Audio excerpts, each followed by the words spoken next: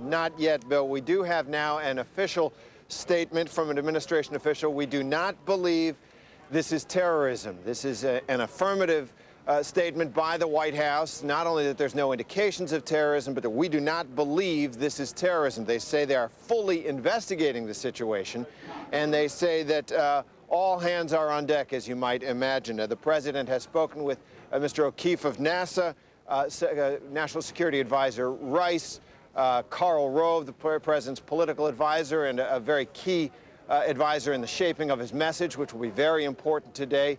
They are here. The Joint Chiefs of Staff have been informed, the Secretary of Defense and State also, but the bottom line from this briefing is that the White House is saying we do not believe this is terrorism, although the investigation continues. And Governor Ridge, now I should say Secretary Ridge, Secretary of the Department of Homeland Defense, has been in touch with the governors of Texas, Louisiana, Oklahoma, and New Mexico, just to keep them abreast of the potential safety issues that NASA has alerted the country about concerning the debris that may be falling in those states. Facing terrorism of the worst and most vicious kind, facing a very harsh reality in a very tough neighborhood we live in. All of a sudden, there's something good happening. There's something you can aspire to, you can identify with.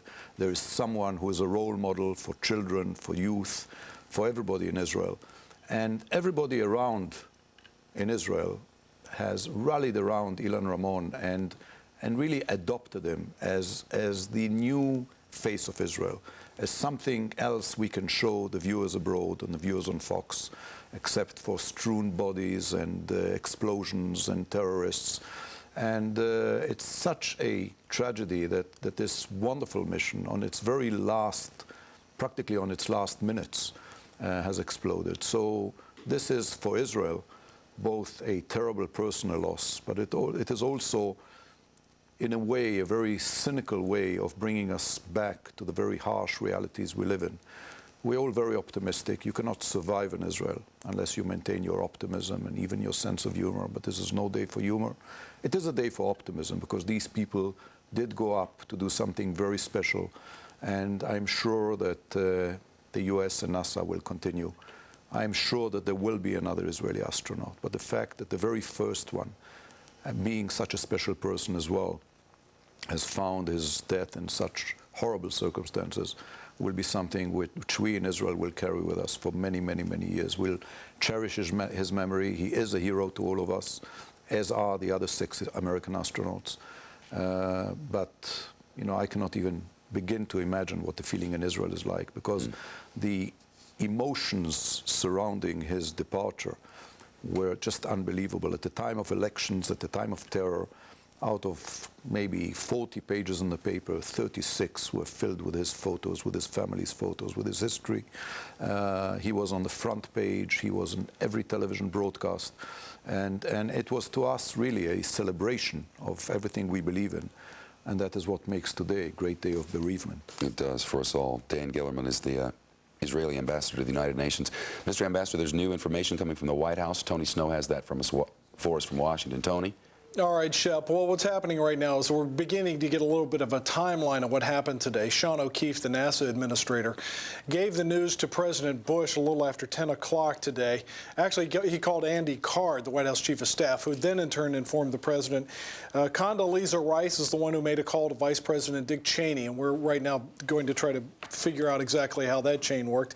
In addition, Andy Card informed the Secretary of State, the Secretary of Defense, Tom Ridge, the Homeland Security Director, is at his post in the White House right now. As we've just seen, this is not merely a national tragedy, but an international tragedy. And as a consequence, a great number of departments and agencies are going to get involved in this. Now, the president has had some conversations, or the White House has had conversations with officials in Israel. The president has not yet spoken with Israeli Prime Minister Ariel Sharon. In addition, the search grid now includes the states of Texas, Louisiana, Oklahoma, perhaps even New Mexico. It's not entirely clear exactly when the explosion occurred. There you see some of the graphic video from earlier today. As you have also pointed out, at 11:08, NASA officially lowered the flag at the Kennedy Space Center to half-mast, thereby indicating that the crew has been lost in the space shuttle. Now, There was talk of a 10:30 a.m. Eastern Time NASA press conference. Obviously, that is being held in advance right now. And we're told that there are no plans at present for any on-camera press conferences right away. In addition, we have no scheduled comments from the President of the United States. It's pretty clear right now, it's all hands on deck in Washington. Everybody's scrambling to their offices, trying to figure out exactly what to do and where to go from here. There is now some grisly reporting coming in about the kinds of debris that's falling on the ground in northern Texas. So everybody is literally trying to put the pieces together.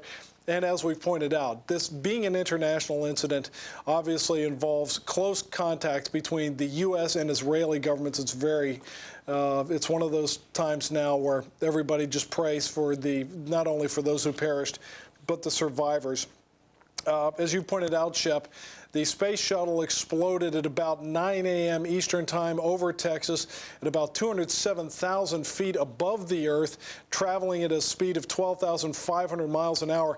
It's at a time when the pilot of the shuttle engages in a series of banking maneuvers, going back and forth 4 times, actually, as it crosses the United States, trying to slow the shuttle as it gets ready to lower its speed from the initial entry into our atmosphere at 17,500 miles an hour to about a 215 mile per hour landing. It was scheduled at the Kennedy Space Center at 9:16.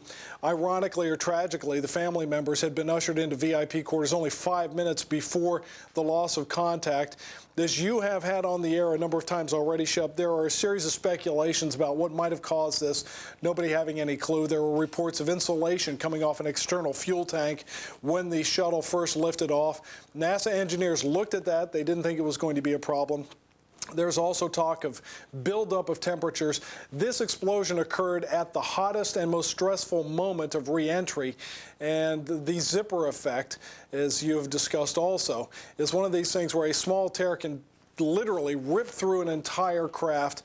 That may be what happened. We don't really know at this point. We're trying to get details. President Bush is motorcading back to the White House as we speak. It's a fairly long journey from Camp David, certainly by ground, to the White House, but it's overcast and not safe today here in Washington for a helicopter delivery of the president.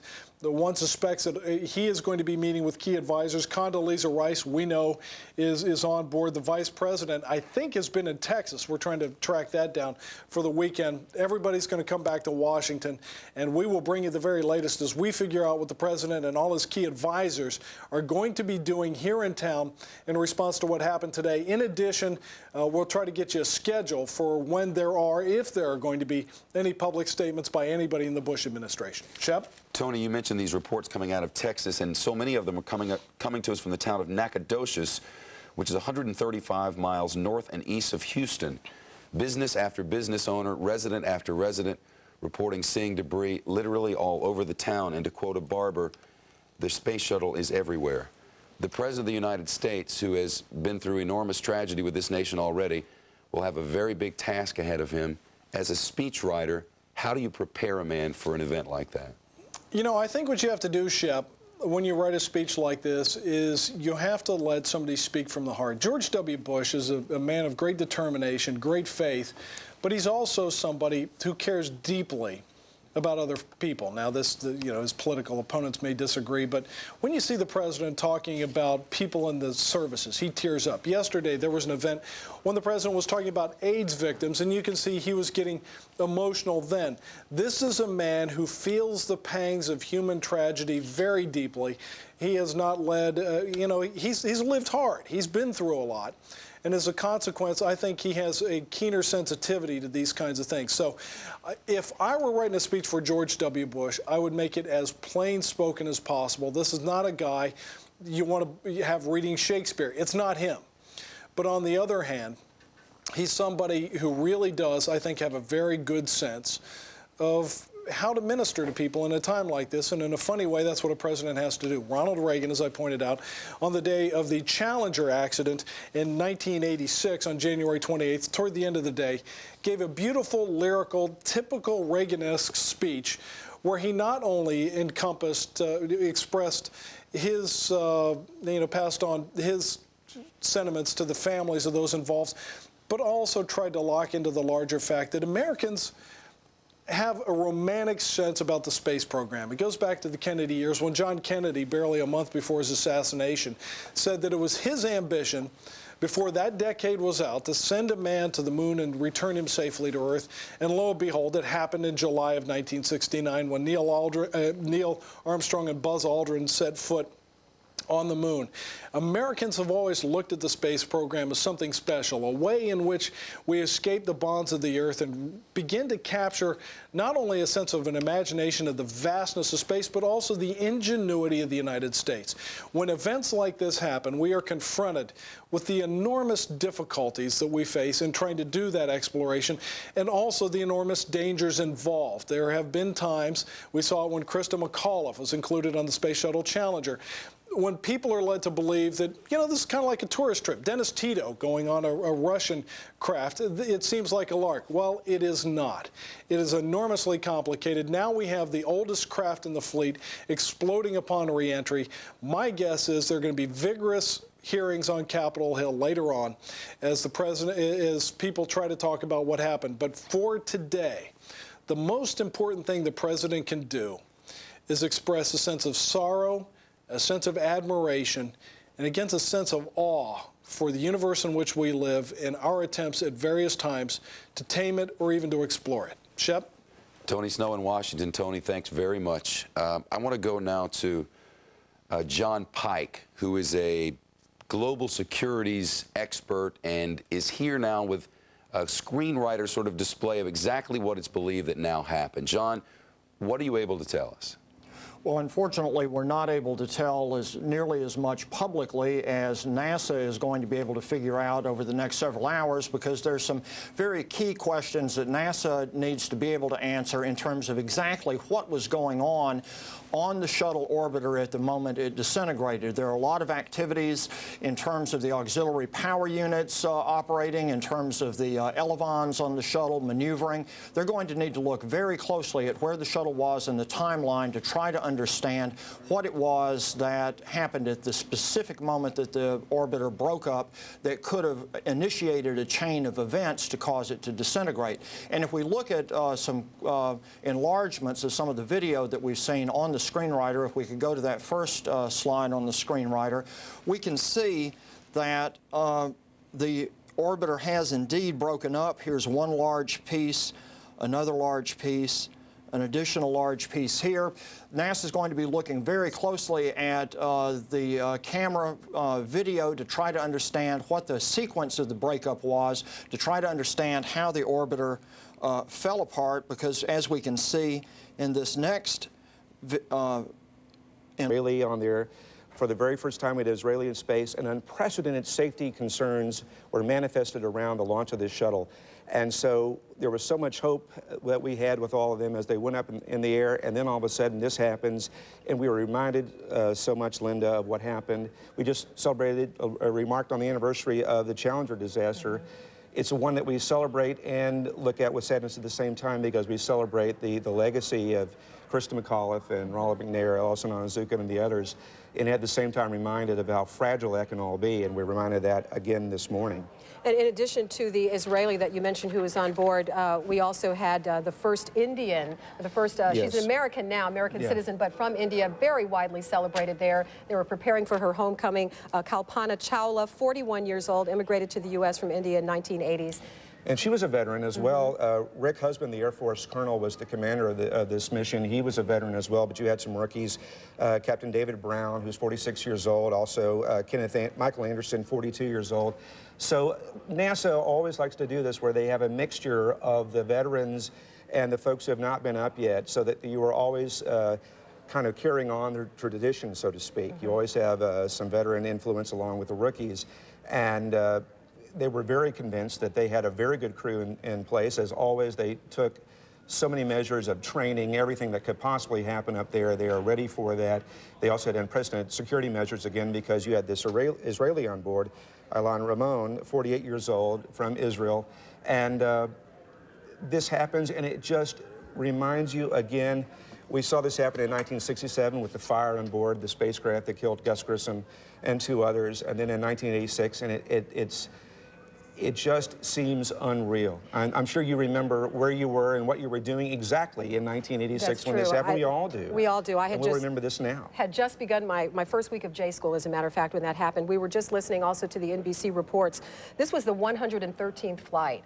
And there have only been 2 disasters in the space shuttle, and which is really a remarkable record. Absolutely. And there has really never been a problem with the landing. As you know, the shuttle Challenger disintegrated upon takeoff, and this is something that obviously they're going to have to look at and try to determine exactly what went wrong. But and that's another reason why the debris is so incredibly important. Aside from the safety factor, and let me reiterate once again, since we do have debris in our area, if you see any debris, do not go near it. It is extremely dangerous. It is still at this point emitting toxic fumes that could literally kill you within a matter of days. So it is important that you not touch it, not get anywhere near it. Notify the local authorities immediately so that they can then get the experts out there to take care of it and dispose of it, of course, in the proper manner. And of course, all of the NASA scientists will be going over this debris to try to determine, find some clues as to what went wrong. And we don't know yet if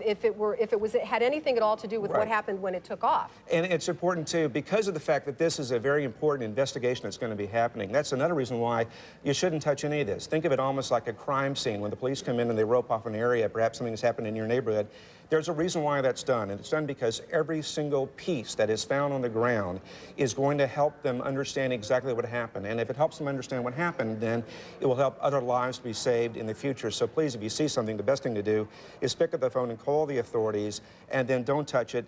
Keep your kids away from it, and let the proper authorities come out there, Linda, and take care of it in exactly the right way. I can't stress how important that is right now. Well, and you know, people will be tempted to do that because, you know, we've had this sort of thing happen before where there has been some sort of space debris, and you might think that it has some enormous value. The value, first of all, is you want to save your own life. It's very dangerous. But secondly, you want to make sure that you can get the information and the debris to the proper authorities. I want to let you know that our co-anchor and colleague Bill Baeza is at NASA headquarters at Johnson Space Center. We'll be going to him a little bit later on, but right now we return you to NBC programming. Or a landing, perhaps? Quite honestly, no, Brian. I was not aware that the shuttle was due to go over us today, and I have seen on the news before where they've announced, you know, at a certain time you can see the shuttle in the night sky or whatever, but I was not aware of it today. And you're familiar with the videotape, obviously, of the Challenger. When you looked up, was this mostly one piece, a central piece of debris that you saw in the zigzag pattern? No, sir. So there were several? No, there were several. All of the coverage that has been shown so far indicated, of course, there was some breakup as shown on television. But normally when you see a vapor trail from a high-flying jet or whatever, it's in a straight line, and it's a fairly narrow straight line. This, you can magnify the coverage you've seen on television 10, 15 times at least. It was so wide, and as I say, in such an erratic pattern, and it disappeared into the sun. I lost it then. Any evidence that where you are is a debris field? Have you heard even anecdotally of people who have seen anything? Yes, we have been hearing from the local affiliates here that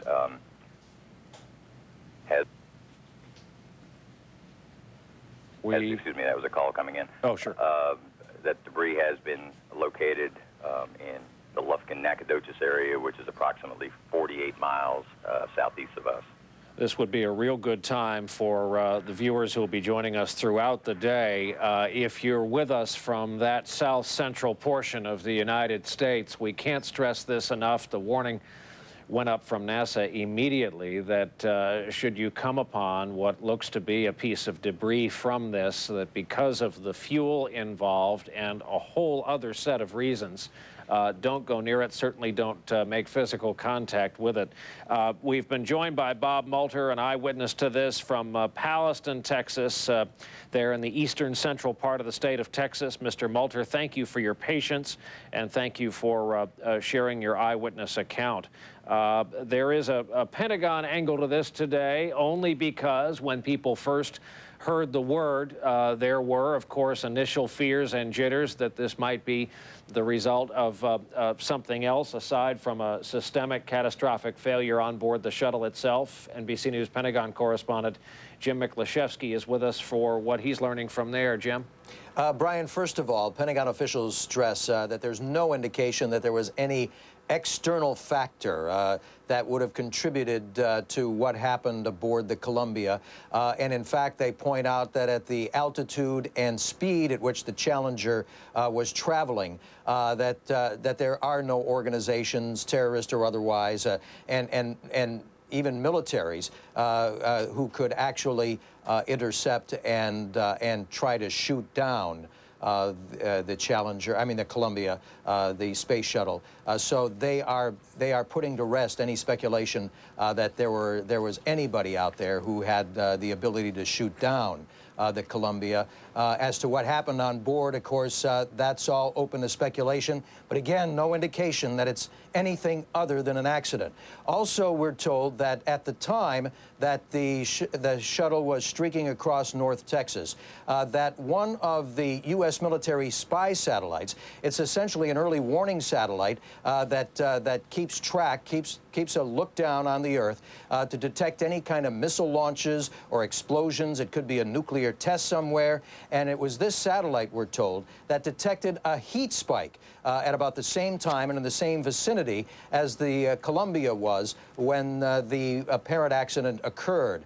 There's no analysis yet of the data as far as we know, but there is an indication, at least from one U.S. military satellite apparently, that there was an explosion on board. As far as any kind of search and rescue, the only search and rescue helicopters, planes that would have been in the air at the time would have only been around the landing site, the recovery site there in Florida, or when the shuttles take off. So there were no U.S. military planes or helicopters in the North Texas area. And we're told that just a few minutes ago in this domestic conference that's underway to deal with this tragedy, that it's been pretty much decided that any cleanup, rescue, any kind of recovery efforts will probably now be turned over to FEMA. They'll be the coordinating agency in an attempt to gather up some of this hazardous material that you've been talking about. Most of the activity as of now, however, is at the local and state agencies. There is some thought that if the U.S. military was needed, that the governors in Texas and Louisiana may call up the National Guard, but there's no indication of that as of yet. As far as the U.S. military, its involvement in this is now being conducted by the North American Command out there in Colorado. This was the command that was created after 9/11. It's essentially a combination of several of the U.S. military organizations, NORAD, Space Command, Strategic Command, to engage in homeland protection from external forces. But at this point, they're getting involved directly in trying to piece together exactly what happened and to help in any way that they can the recovery of any of the hazardous debris that has fallen to the earth in North Texas and Louisiana. Brian? And Jim, isn't it interesting? I'm sure it's not lost on you. Back in '86, when we lost the Challenger, the Pentagon did not come to mind instantly. It just, we would not think of the Department of Defense in this, and it was the first thing that came to mind today to a lot of people. Well, interestingly, in the Challenger explosion, I was here in the Pentagon, and I walked into an office here in the building, and the generals already had the maps spread out and were plotting the search and rescue efforts that were already underway instantaneously. But again, that was on liftoff. So those assets are in place on liftoff and during recovery because it's felt that if there were an accident would occur just like an airliner, it may happen, it's most likely to happen then. Nobody obviously was anticipating this, so there would have been no U.S. military assets in the air in that region. Jim Miklaszewski at the Pentagon, where he will remain gathering information for us all day. Mick, thank you for that. Okay, our next guest uttered the words magnificent desolation when he set his foot on the moon, second man ever to do so. show as part of the crew of Apollo 11. Buzz Armstrong is with us from our Los Angeles Bureau. Oh, boy. There, I just merged the first and second Americans to set foot on the moon. You'll forgive me, Buzz Aldrin, for saying that. He's with us from our Los Angeles Bureau. And Buzz, can you expand on a point we were discussing with Jay Barbary? The steady stream of data that is sent back from this spacecraft really makes up a live, real-time equivalent of a commercial aircraft black box, correct? That's right, it does. Until there is a loss of external communication, and of course the black box on board aircraft continues to record the control system positions and many other parameters on board right up to the point of the loss of power supply. And the same is true with the voice recorder, that if communication with the outside world is lost, the voice recorder continues to record what is going on in the cabin, independent of contact with the outside world, until the power supply to that voice recorder is terminated. And Buzz, I don't want to get ghoulish here, but at this altitude, roughly 200,000 feet at this speed, roughly Mach 6, what's the heat level? What pieces, how much of the aircraft can survive? Not any significant parts of the craft can survive. It would be fragments. The crew compartment, the pressure vessel, has an integrity that I think was demonstrated in the Challenger accident, that when a nearby catastrophic explosion took place, many portions of the shuttle came apart in pieces, but the crew pressure vessel, the crew cabin, did remain its integrity. On re-entry, the forces are considerably different for a prolonged period of time, and the heat load, depending on... Muchacho israelí estaba en una estación de televisión allá en su país esperando ver la llegada heroica de su hijo a suelo estadounidense tras convertirse en el primer israelí a bordo de una misión espacial norteamericana, y por desgracia lo que hizo fue estar en el medio de esta noticia tan trágica para todo el mundo, y te imaginarás cómo tiene que haberse sentido. Momentos de horror. Tenemos contacto con Jaime Forero, es ingeniero de la NASA, la Agencia de Administración de la Exploración del Espacio estadounidense. Gracias por acompañarnos, señor Forero. ¿Aló? ¿Nos escucha? Sí, cómo no.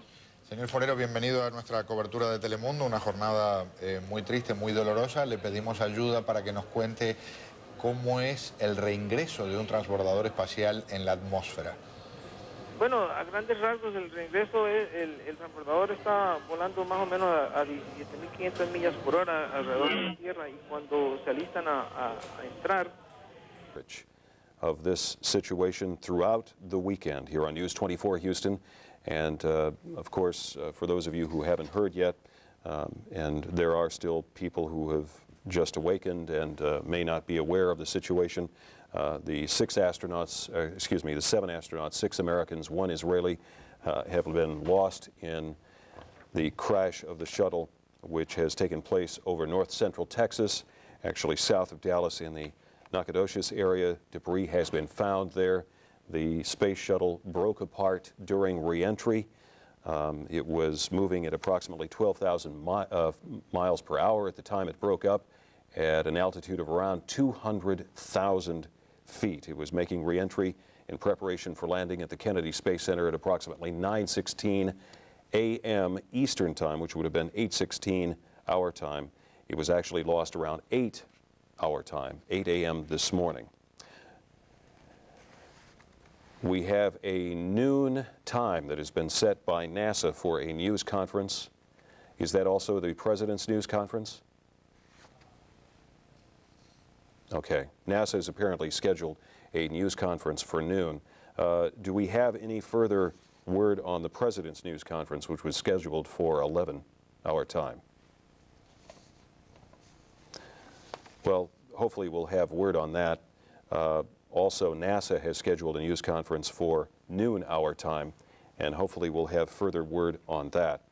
NASA has again stated, and it's been very specific, that it has informed the families of the disaster They were informed as they were waiting on the tarpon of the landing strip at the Kennedy Space Center that something had gone wrong, that they would not be landing, and they were taken into another building to be taken care of by NASA personnel and people who were set aside to help the astronauts and their families. And there you see the video that we've been playing all morning, video of the spacecraft making re-entry and breaking up on re-entry. Normally this would be a shot of what you would see normally is a bright spot in the sky, the heat shield heating up to over 2,000 degrees. But in the process of that happening, the space shuttle broke apart. And photographers taking those pictures knew immediately there was a problem. And NASA at that point lost all data, continuing data on the shuttle. And of course, when they saw the video of the space shuttle breaking up, they had confirmation of their worst fears. News 24 Houston will have continuing live coverage of this event throughout the weekend. We have pictures now of some of the scientific missions that they were conducting while they were up there. We had 6 American astronauts and 1 Israeli astronaut. All of them were conducting scientific experiments. This was considered a purely scientific mission in space. We're also told, this just into me a short time ago, that the Countdown Houston celebration, this was for the countdown for the Super Bowl, which was to take place tonight downtown in the area of Main and Prairie, I believe. It said the 500 block of Main Street, but I think that's around Prairie somewhere. That celebration is not going to be held, that it has been canceled. Again, the Countdown Houston celebration for the countdown to the Super Bowl, which was scheduled for tonight from 6 to 10 p.m., including fireworks, has been canceled. Certainly not a night for any kind of a celebration, and the committee wants to make sure that we get that out to you so as that you can make your plans accordingly. There had also been a celebration scheduled for 4 p.m. tomorrow at Ellington Field for the arrival of the astronauts from the Kennedy Space Center.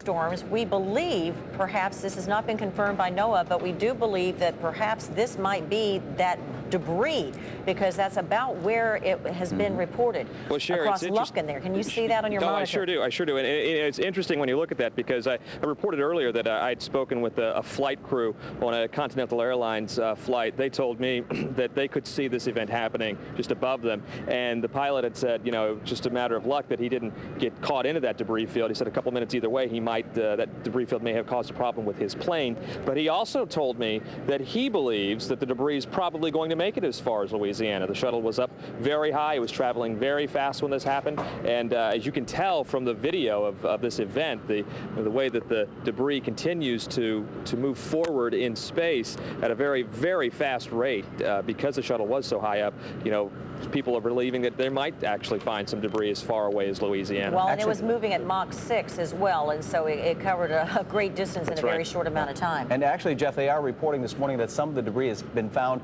as far away as in Arkansas, just north of the Louisiana border, near east of Texarkana. So it may be a 3-state debris field, but it's interesting that the radar is sensitive enough to pick up the pieces of debris, if that's indeed what is indicated in the middle of your screen. Exactly, and you know, as I was speaking with people in the newsroom before I came out here, you know, they all told us, you know, and again, these are people from, you know, different parts of Texas telling us, well, hey, I can see things shining in the sky coming down, and you know, this was people from north of Dallas who we had heard from their relatives, all the way down to Lake Livingston. So, you know, this is a very, very wide pattern of debris that's going to have to be looked at and you know, picked up, obviously, to see if they can figure out exactly what happened out here. It's just incredible to be watching that, and it makes me wonder if regional air traffic controllers were seeing things show up on their radar screens. Again, as you mentioned as well, Jeff, pilots up in the sky and planes. I would imagine there's just all kinds of information coming in right now to authorities. It's an awful lot to sift through, but it will all help in determining what happened. That's right.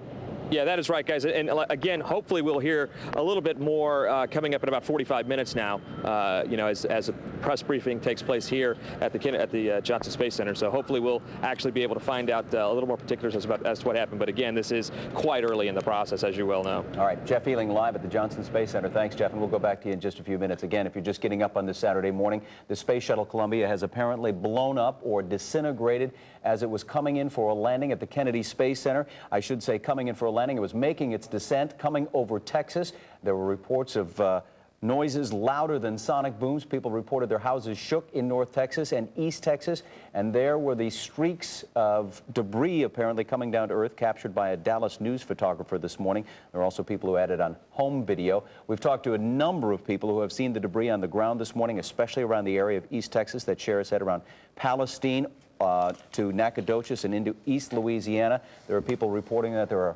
piles of debris in their yards and bits of debris along the highways. In fact, one person from the Houston area reported that she saw it off of Highway 45 on her way to Dallas this morning. And we are asking anyone who's within our listening and viewing area, if you do have photographs of this, please, and you have the capabilities to go ahead and shoot it to us at abc13.com.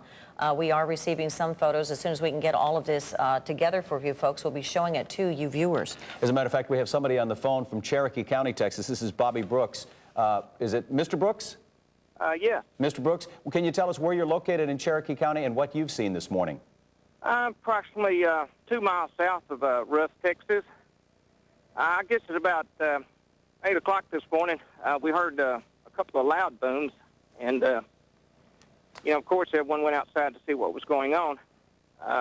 I didn't see it myself. My neighbor saw it go over, and it started spiraling, you know, making circles. Mm-hmm. And we didn't know what it was at that time. We thought maybe an airplane was making some noise. Then the wife and I, we went back in the house, and about 15 minutes later, the whole house shook. And I said, well, what was that? And we walked outside, and a big piece of aluminum, looks like air conditioning parts or a rocket part, landed on top of the house and bounced out across the yard. And that was the first inkling we got that something was taking place. And then, of course, everybody turns on the news, and you go to hearing what's going on. And we've started looking. Now we're out in the pasture, and we're finding pieces of tile as we're walking around right now. All right, Mr. Brooks, you're cautioned not to touch it. Some of this material could be radioactive, so be very careful. Have you called authorities? Yes, we've called authorities, and we've got our gates locked, and it's all over the county. There's people reporting fragments and pieces, basically between Cherokee County and Palestine, Texas. That'd be between Rusk and Palestine. Okay, we've got a map up showing kind of where you're located. You're east of Palestine in Cherokee County? Right. And east of, now, you just mentioned, you said somebody saw something spiraling through the air, and then 15 minutes later you heard the loud boom. What did they describe that it looked like spiraling through the air? A plane coming down? You couldn't really tell. It was quite high. It was smoke. I've talked to friends over towards Palestine, and it was smoking as it was going. And it wasn't one boom like you'd hear a supersonic boom. It was several very, very loud booms. I mean, it shook the houses here rather violently. But then it was, I expect, 15 minutes later when the debris started falling. The debris itself, does it look scorched? Does it just look normal? It just twisted, I would know that, but I mean, does it give you any indication? The piece of aluminum, it looks like a round aluminum ducting. It has holes in it. You can tell that it was scorched, and then the tiles, of course, they're real black, and you can tell where they've had gouges put in them. And the biggest piece we found probably is the size of a brick. Okay. Well, there are, in fact, 20,000 heat protection tiles on the shuttle, and it is a very wide debris field, so I suspect that people all around those counties will probably be finding debris perhaps for days to come. I'm sure they will, because the sheriff's department, of course, we listen in on the scanner. They're getting calls in from all over the place here, and then back over towards Nacogdoches, Texas. I understand they're getting reports from there, and that would be about the path it was going from let's say, towards Dallas, coming this way, going towards, Cape Canaveral. Certainly. Bobby Brooks, who's out in his pasture in Cherokee County, where he's finding all kinds of pieces of debris. What about the piece that's on your roof, Mr. Brooks? This piece that hit the roof, it's about 6 foot long. It put quite an indention in the. I have a metal roof on my log house, and it put a pretty good indention in it. And then it bounced off. And it bounced off. Now? So it's on the ground now? Yes, it's on the ground now. Okay. Good thing no one was hurt. And you haven't had any reports of injuries in the county, have you, or heard anything on the scanners about that? No, we haven't had any reports that I know of injuries, but we've had reports of some fires. Now, whether they're related or not, I don't know. And folks, again, while we listen to Mr. Brooks, we have a picture up here. This is Doppler radar at about the time or shortly thereafter of this apparent accident, and you can see this line of red that looks like thunderstorms almost across there just north of Lufkin, and we believe that that might be really indication of the debris field and the debris as it was falling. Again, this is a weather radar from about the time immediately following losing contact with Columbia. Mr. Brooks, how far are you from the Louisiana border? We're probably about 75 miles from the border. But actually, from Lufkin, we're only about 25 miles, and we are north of Lufkin, so that would be about the path pattern we saw the smoke and the object going. Right, because they have reported debris falling as far as western Louisiana and even up into Arkansas, east of Texarkana. So from what we know so far, it is a very wide and a very long debris field. Well, a lot of this debris, possibly if it was a high wind up there, I could see it drifting because I think some stuff is still coming down. Mr. Brooks, have you watched other shuttles as they came in for landing? I know sometimes we would report that if you went out and looked up into the night sky, you could see it on some of the landings. Had you ever gone up and watched before? Yeah. And is it clearly visible overhead when it's about to land? No. It's too far up, but you can see like the lights at night when they're coming over. But this object. I didn't see it. My neighbor did. They could see the smoke trail, and they could see the trail the way it was going. It was going straight. Then the lady said it started, turning, and you could tell what it was out of control. But at that time, we didn't have any idea that it would be the space shuttle. But then from that point, you went back in your house, and it was 15 minutes later before you heard those loud booms, right?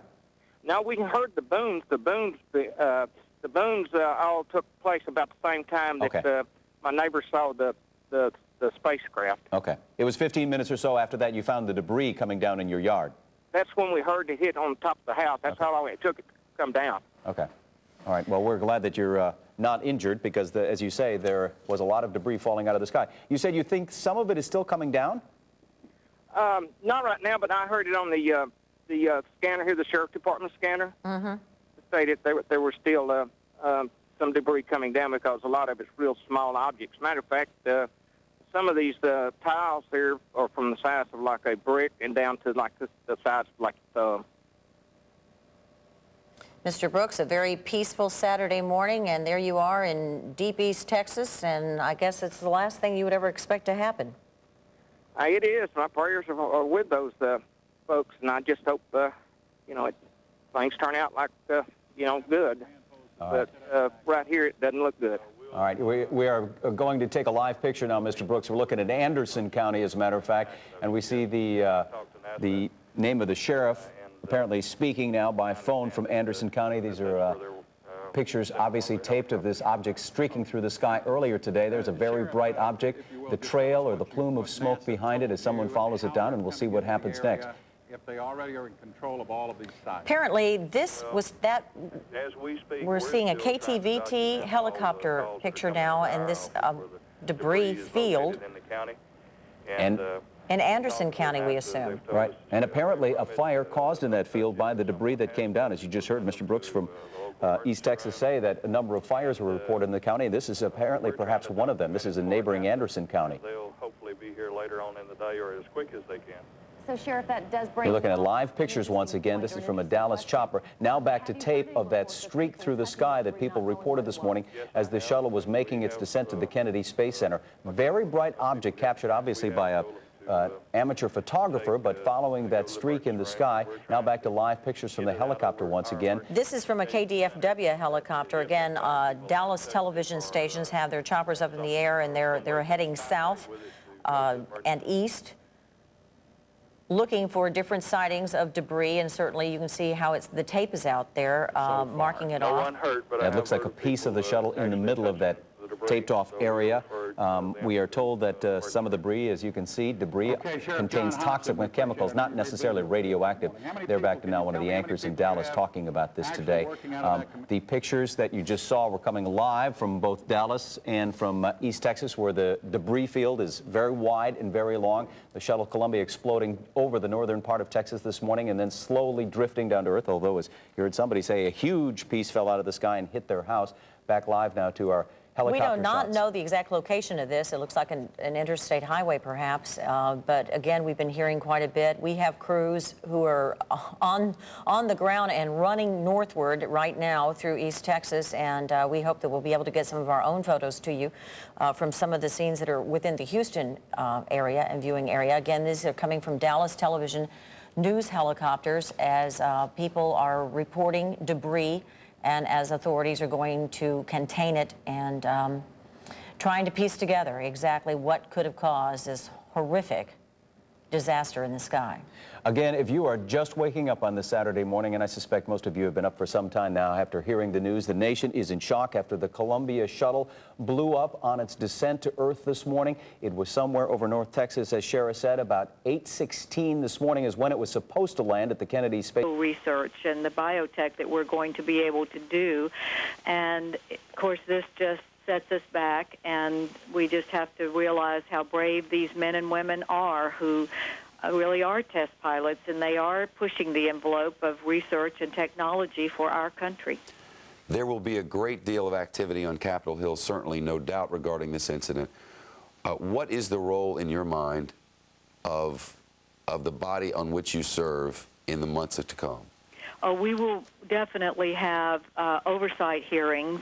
This is my committee. Our Commerce, Science, and Transportation Committee will be holding hearings, and of course, I have questioned Sean O'Keefe about the cuts in the NASA budget, and was it going to compromise safety? And I think it's way premature to analyze this, but it's a legitimate area of inquiry. Are we cutting the budget so much that we are compromising what we must do in the safety area? And I think that the mission of NASA is so important. America should never walk away from being the leader in space and science research and technology, but we do have to fund it at a level that we assure that we have total safety. And I think we have done that in the past, but we've seen a large number of budget cuts, and we will have to determine if we are cutting too much. Had that been a question you asked before, and if so, were you confident with the answer you received? It is a question that I've asked before. Senator Nelson of Florida and I have been the ones on the Commerce Committee that have been most intent in talking about the cuts and did they compromise safety.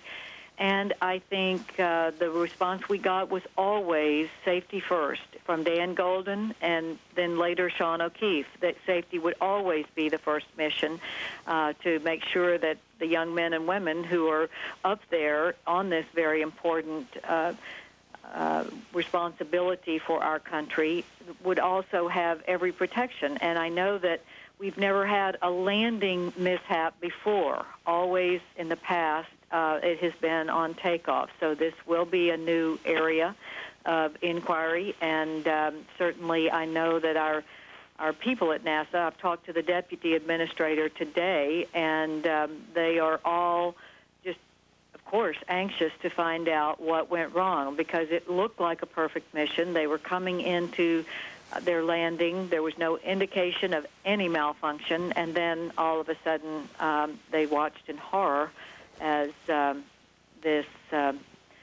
boom and then all the scattering of debris. So it's I've offered them to use my office in Dallas if they need something very quickly to start the process, but they will be sending people all over East Texas looking for this debris to try to see if they can find something that shows them what might have gone wrong here, where the blow-up was, and where it looks like they might be able to see the impact damage. Senator Kay Bailey Hutchison, Republican of Texas. Senator, thank you. You bet. Thank you. All right. We're getting new information from the White House now about the chain of events as they may happen today. Our correspondent James Rosen is there. James, what do you know? Shepard, President Bush's motorcade is now just minutes away from the White House. According to a report we just received from the pool that is traveling with the president's motorcade, it is near the State Department in the Foggy Bottom area of Washington. That is just minutes away from the White House. The president was informed of this event shortly after it occurred by his chief of staff, Andrew Card, the same man who had the distinct displeasure of informing the president about 9/11 when that occurred. The president spoke at around 10:38 a.m. Eastern Time with Sean O'Keefe, the director of NASA, a senior administration official here at the White House, and also a CIA official. Both tell Fox News that there is no belief that this incident is related to terrorism in any way. Homeland Security Secretary Tom Ridge is here at the White House. He has been in touch with state officials in 5 southern and southwestern states, including Texas, Louisiana, Arizona, New Mexico, and Oklahoma, about the handling of debris that has been raining down on those states and other related matters. The National Security Advisor, Dr. Condoleezza Rice, is also here at the White House, and the Secretary of Defense, Donald Rumsfeld, is at the Pentagon. The president, when he gets here in just a few minutes to the White House, is expected to confer with officials and also place a condolence call to the Israeli Prime Minister Ariel Sharon. Of course, this flight had on it the first Israeli astronaut, Colonel Ilan Ramon. We are expecting the president, as I said, just any moment now. When he does speak with the Israeli Prime Minister Ariel Sharon, no doubt he will hear from the Israeli Prime Minister what we have already heard by way of a statement released by the Israeli government through the office of Prime Minister Sharon. I can read that statement to you now. It's very brief. It says, "The state of Israel and its citizens stand at this difficult hour alongside the families of the astronauts, the family of Ilan Ramon, and the American people and government." That from Israeli Prime Minister Ariel Sharon. We expect that President Bush will also be making some kind of statement to the American people today, insofar as we have seen the movement of the presidential podium from the Eisenhower Executive Office building across the compound to the West Wing area of the White House. However, important to note here, as this is very much on the minds of a lot of people at this particular time, a White House official stressing that this is not believed to be terrorism related. Shepard, back to you. The White House. James, thanks very much. As the president makes his way there, of course, we'll take you back. In the meantime, the next event that is scheduled, at least, is a Kennedy Space Center news conference at Cape Canaveral in Florida, scheduled for 1 o'clock Eastern Time, 10 a.m. Pacific Time. And we will get the first preliminary official information from NASA at that time, as Sean O'Keefe is scheduled to speak, the NASA administrator, at 1 o'clock Eastern.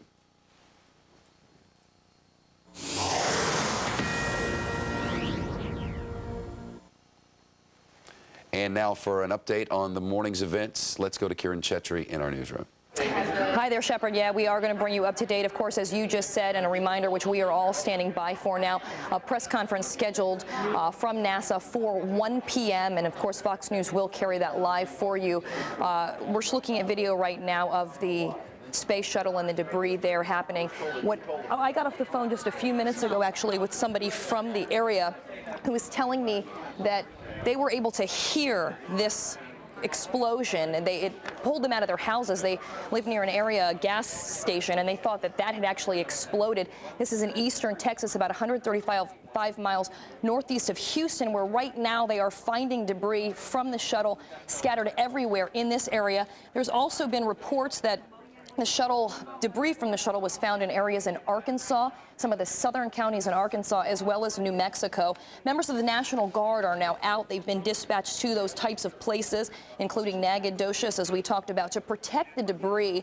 And NASA being very careful to tell people to make sure, if you come in contact with the debris, if you see it, if it's hit anywhere around you, not to touch it. Of course, for 2 reasons. One, it can be toxic. The other reason is because they need it as they go on and try to figure out exactly what happened, this tragedy that happened to the Space Shuttle Columbia. There are word that people finding debris as far away in counties as south in Arkansas as Howard and Columbia counties. Again, NASA is set to give us a press conference, a news conference on this tragedy at 1 p.m. We will, of course, carry it live for you. Another really unbelievable, huge chunks of this debris actually blocking off entrance roads to the airport in Nacogdoches.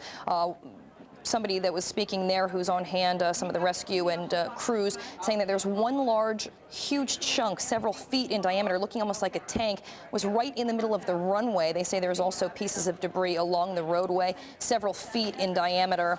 And there's one of the dentists, just a dentist, a local dentist here in the town of Nacogdoches, saying that a piece of debris from the shuttle smashed right through his office and onto the floor. He's, of course, leaving it alone as NASA is instructing others.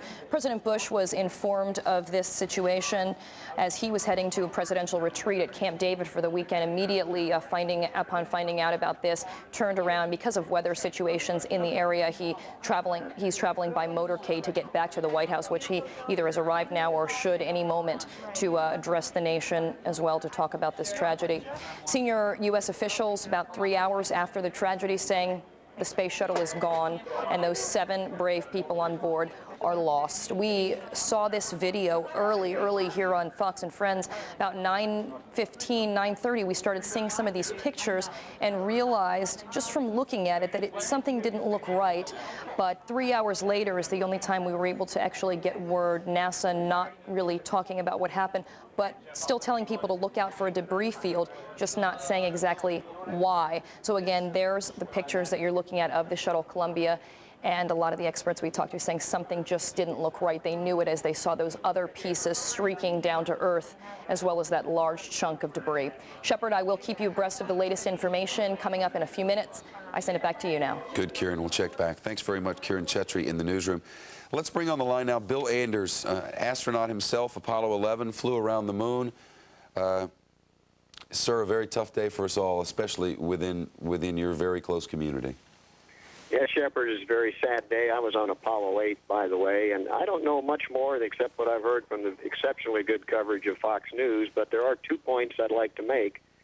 One of them is that during this phase of reentry, the spacecraft vehicle is probably under the most stress it has during the whole mission. It gets a vertical stress during launch, but it's during reentry where the wings and the subsurface and tiles and tail surfaces are really stressed at extremely high heat. So any problem there, that's when you'd have a potential for a breakup. The other point is that I personally know Administrator O'Keefe. I know he's an exceptionally dedicated and good administrator, and I'm sure that he and his NASA team are going to work real hard to get to the bottom of the problem. He's one who has always been very careful to say, we must have the proper amount of funding. I know you've followed this closely. Was it your sense that they did? Well, I think NASA has to realize that the space race a la Apollo is over, and they can't expect the kind of money we had to beat the Russians to the moon. But that they've been, we have to just shepherd the dollars they do have. And Sean O'Keefe, with his management and financial background, as well as his enthusiasm for space, I think is the right guy to do that. And I'm sure that he and the whole Houston and Kennedy team and the contractor teams will come up with pretty good answers on just what did happen. Bill Anders, Apollo 8 astronaut. Forgive the misspeak, sir. Thank you very much. Thank you. All right, let's get an update from Washington now. The president should have arrived at the White House by now. Tony, has he? We don't know yet, Shep. It's interesting.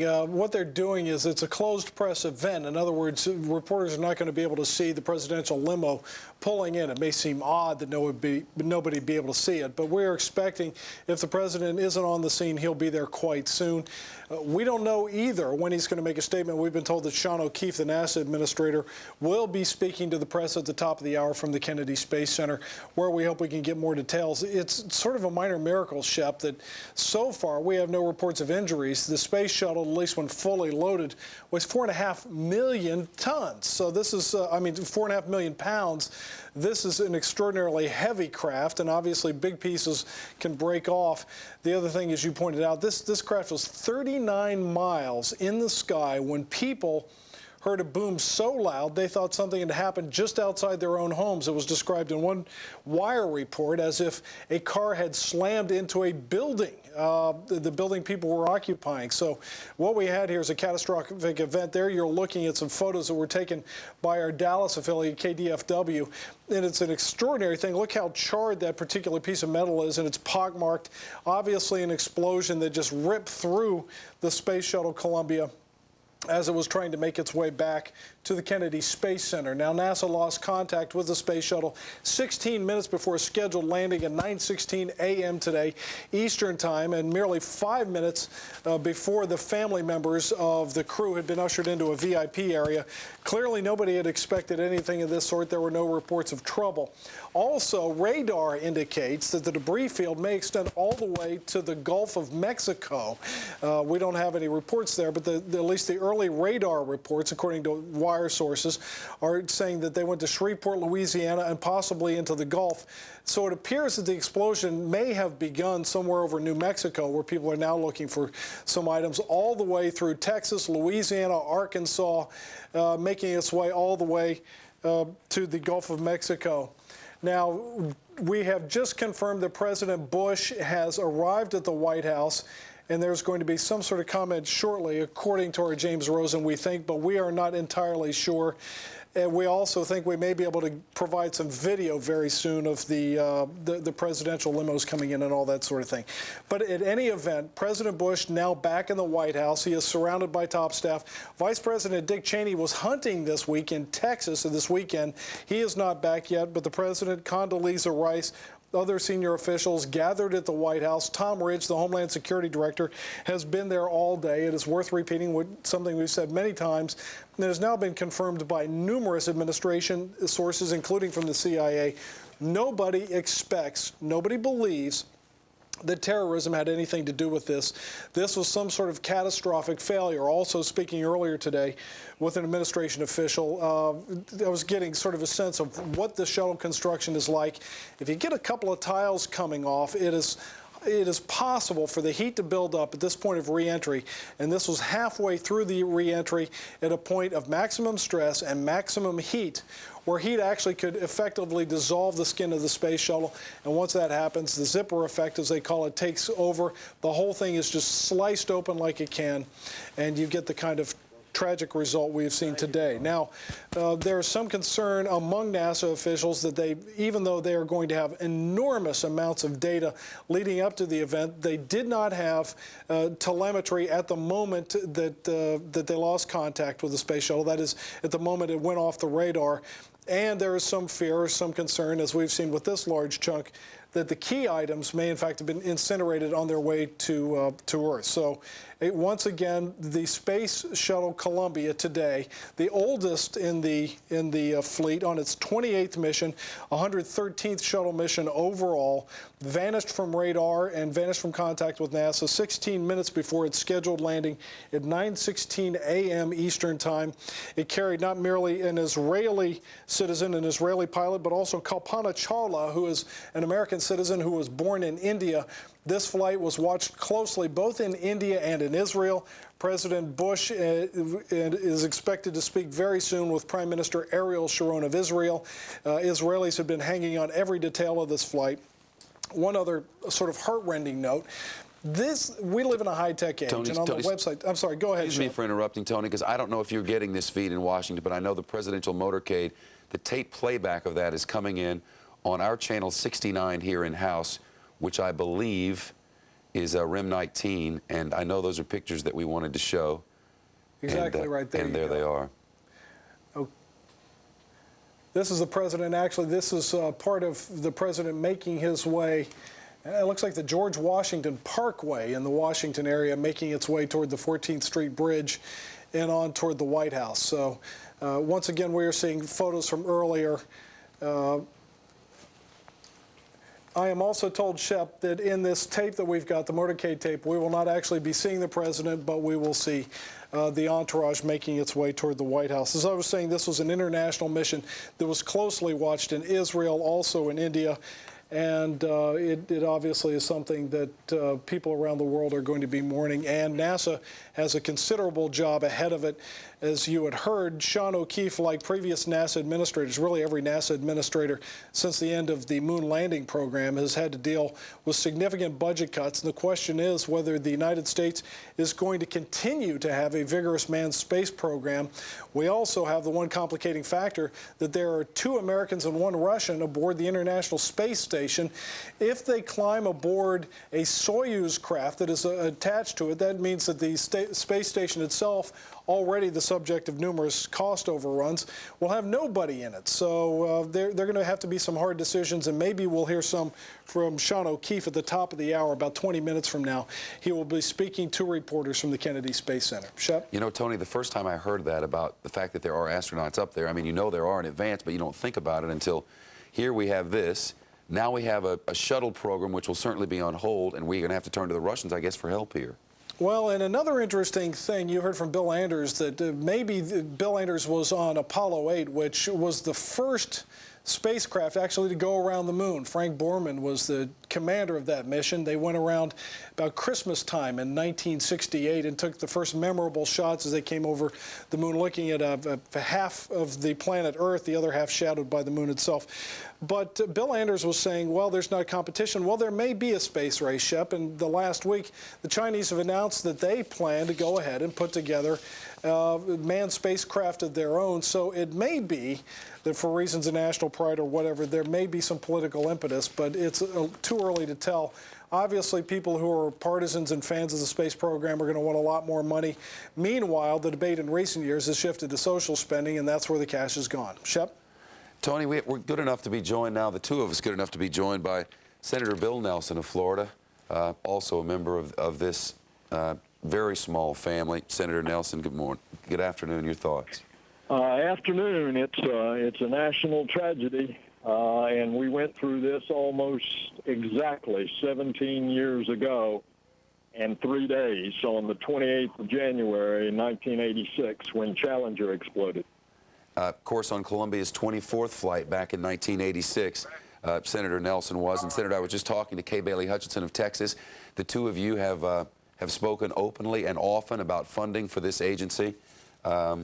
It's very early to be speculating, but is it your sense, as you've stated so many times, that you believe that the funding needed to be looked at much more closely? Well, indeed. And what I have been advocating is that NASA do the safety upgrades on the space shuttle.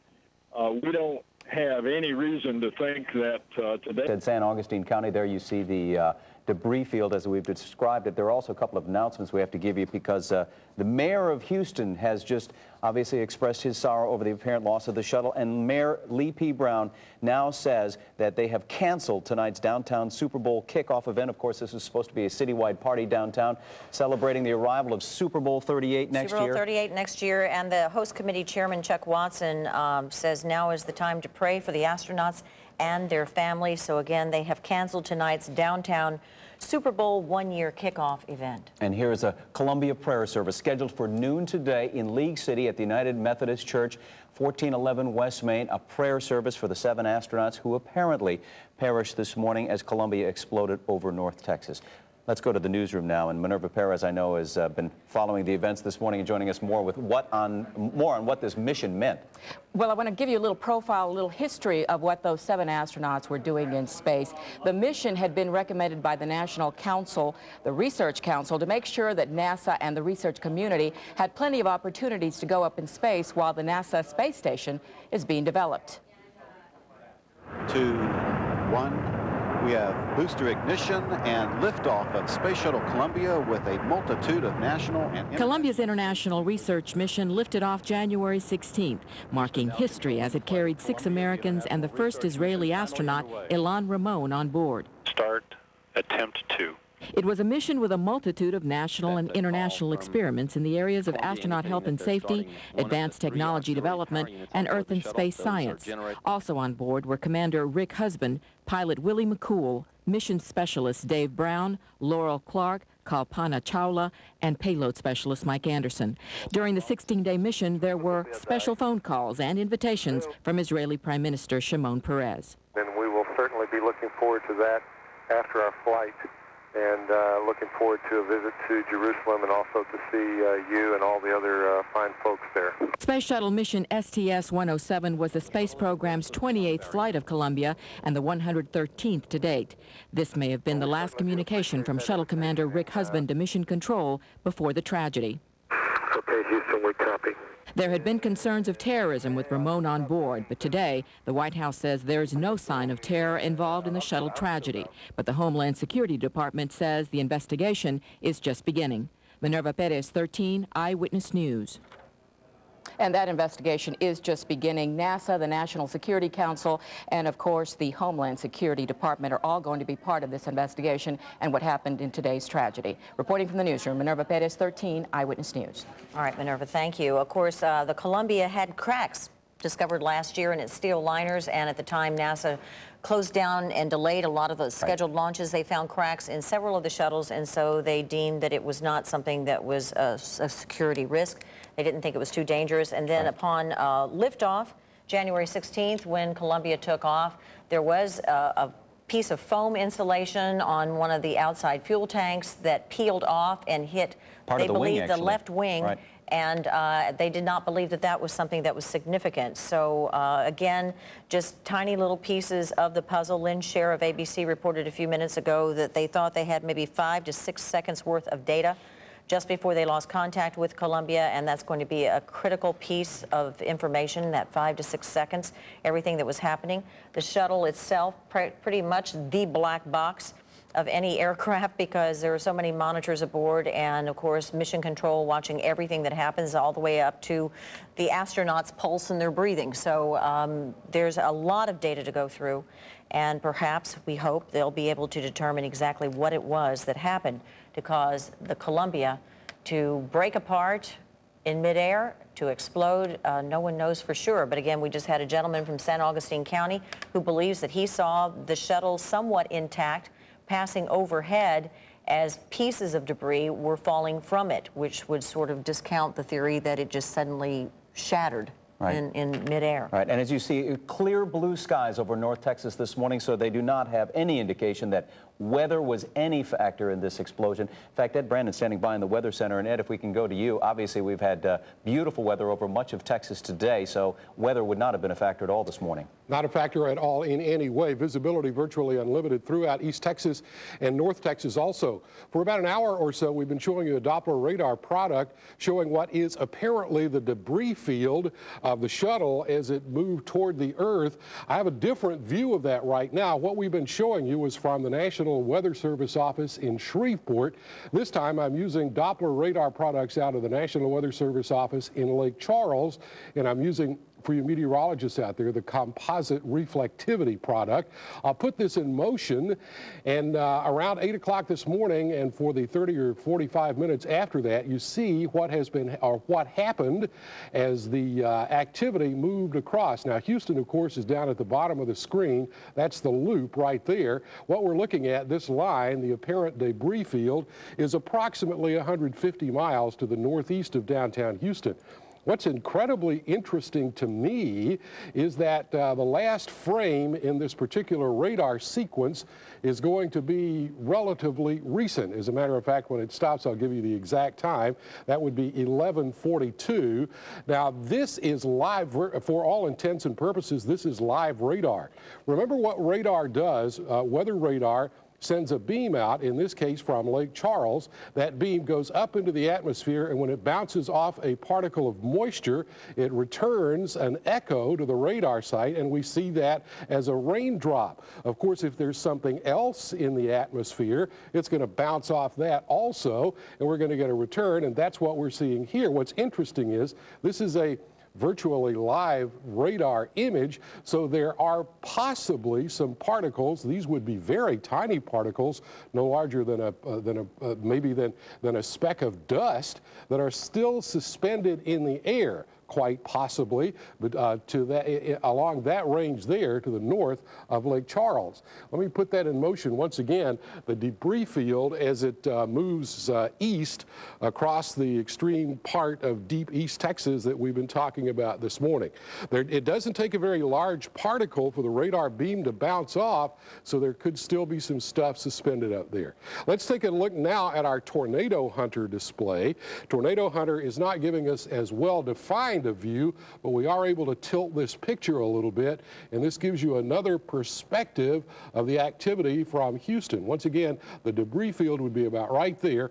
We've been talking about San Augustine County, and San Augustine County is just to the east of the northern tip of the Sam Rayburn Reservoir. So there's the activity as it moves across the eastern portion of Texas. We'll continue to monitor the weather situation.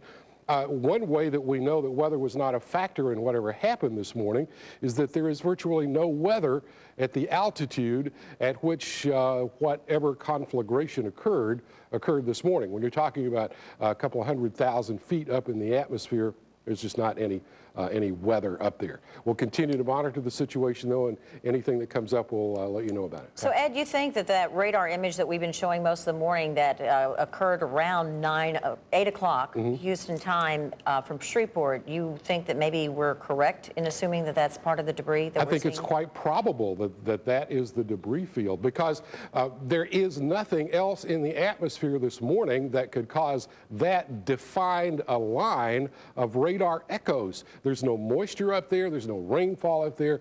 Well, it has to be something, because the radar beam is being stopped and sending an echo back.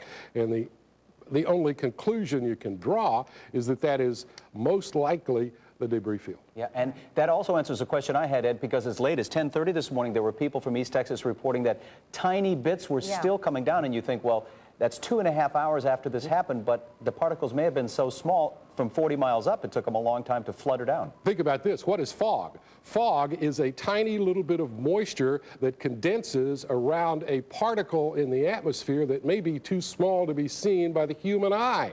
And fog can cause radar returns that look like a large area of precipitation. So it's quite possible, again, that what we're seeing on that live radar image, that composite reflectivity product, are actually suspended particles or suspended something in the atmosphere right now. We'll continue to watch it. And of course, we'll check with the National Weather Service and get their idea on this, too. All right, and a reminder that the shuttle was at 200,000 plus feet, 40 miles in the sky, up in the air when this happened.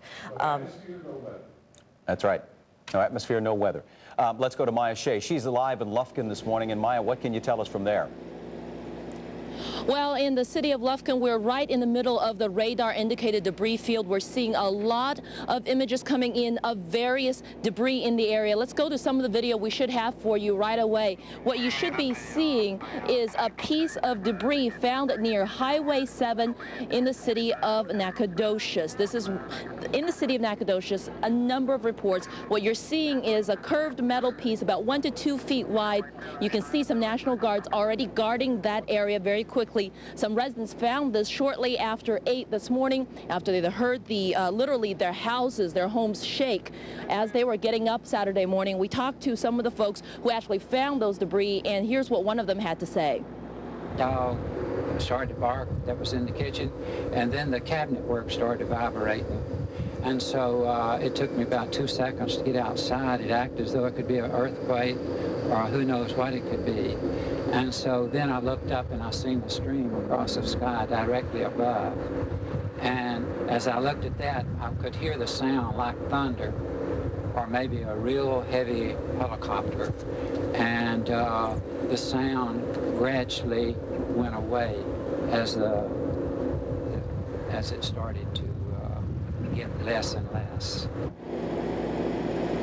And that was Wallace Rourke in the Nacogdoches area. As you have been seeing, the debris has been reported from Nacogdoches to Lufkin, where I am, all the way to San Augustine. So definitely a very large area. We have reports, and we've seen video that we will bring you shortly, of debris that was found in the parking lot of a bank in the Nacogdoches area and as far away as a farmland in San Augustine. So obviously a lot of things going on here. We're working on bringing more of that video to you, and as soon as we have that, we will bring that to you. For now, we're reporting live in St. Lufkin. Maya Shea, 13 Eyewitness News. All right, Maya, thank you very much. And we've just received word that volunteer firefighters all through the Nacogdoches area and surrounding areas have been called into duty to help secure these areas of debris. That's right, and to put out some fires that we saw earlier in the fields, because as that debris, the smoldering debris, maybe flaming debris, came down this morning, we showed you some pictures earlier of some of the fields that caught fire. There were reports in San Augustine County and a couple of other counties about fires that occurred this morning, and they weren't sure what they were caused by, but obviously some of them were caused by this falling debris. Here's pictures of debris in the middle of an interstate in East Texas, and again, we don't know exactly where this was taken, by a Dallas helicopter. This video was shot about an hour ago, and you see it roped off in the middle of that freeway median. A sizable piece, as Shara said earlier, that actually looks like it's dug into the ground, so it must have fallen at quite a velocity. Yeah, it had a curve to it. It looked almost, you know, you want to speculate, and you probably shouldn't, but it looked to me like it was almost part of a wing, is what that particular piece of debris looked like as we had a tighter shot of it. We've had reports from people who've been calling in to us today of having pieces as long as 6 feet strike the roof of one home, leave an indentation in the metal roof of that gentleman's home. A complete tank we've found, been told actually. At the airport in Nacogdoches, they have a 5-foot diameter tank of some sort that has been secured and is being kept in a terminal, a hangar, until the Department of Defense, I believe he said, and someone from NASA were en route. So you can imagine how our government agencies are now having to respond to this. Certainly a national crisis. Not that people are in danger now, but certainly trying to figure out what exactly went wrong. And this is a video we just got in from Central Texas. This obviously looks like someone's office where debris has perhaps come through the, it's just plunked down a desk or come pieces of through a window. insulation there, and it looks like something has certainly brought some insulation with it as probably part of that structure. Right. Again, this is just a live picture we're taking, a raw video, I apologize, raw video that was sent to us from Nacogdoches. Right, and it almost looked like it came through the roof or something, because there was debris seemingly all over the desk. There it is in the middle of the road somewhere. And again, these are just pictures we're seeing, like you, for the very first time, in the middle of someone's driveway. Again, this is Central Texas near Nacogdoches, and you see authorities now roping off the scene. There has been debris found in nearly every county in far East Texas, from San Augustine to Nacogdoches County, all the way up to Shelby, and even into Sabine County and the western counties of western Louisiana. And we heard west of there, Cherokee, you can see a direct pattern of flight path coming down from across North Texas and to the east, and then onward down towards Bossier City. We've had a lot of phone calls from Bossier City. Again, this is unedited video that's coming in from our Eyewitness News crews now, who have scattered out and headed east and north of Houston to Nacogdoches, Lufkin, and who are responding as well, along with authorities, to these pieces of debris. And this is such a different situation than in 1986 when the Challenger blew up after liftoff, because the Challenger was over water and much of the debris was lost and then later recovered by NASA with dive teams.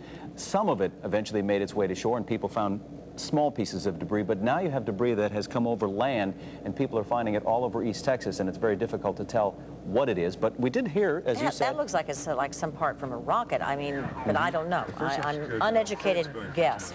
Well, and I thought that woman was going to have something to say, as a matter of fact. There is the debris field, as we have outlined it, all the way from Palestine to Nacogdoches to Lufkin to San Augustine, and then into western Louisiana.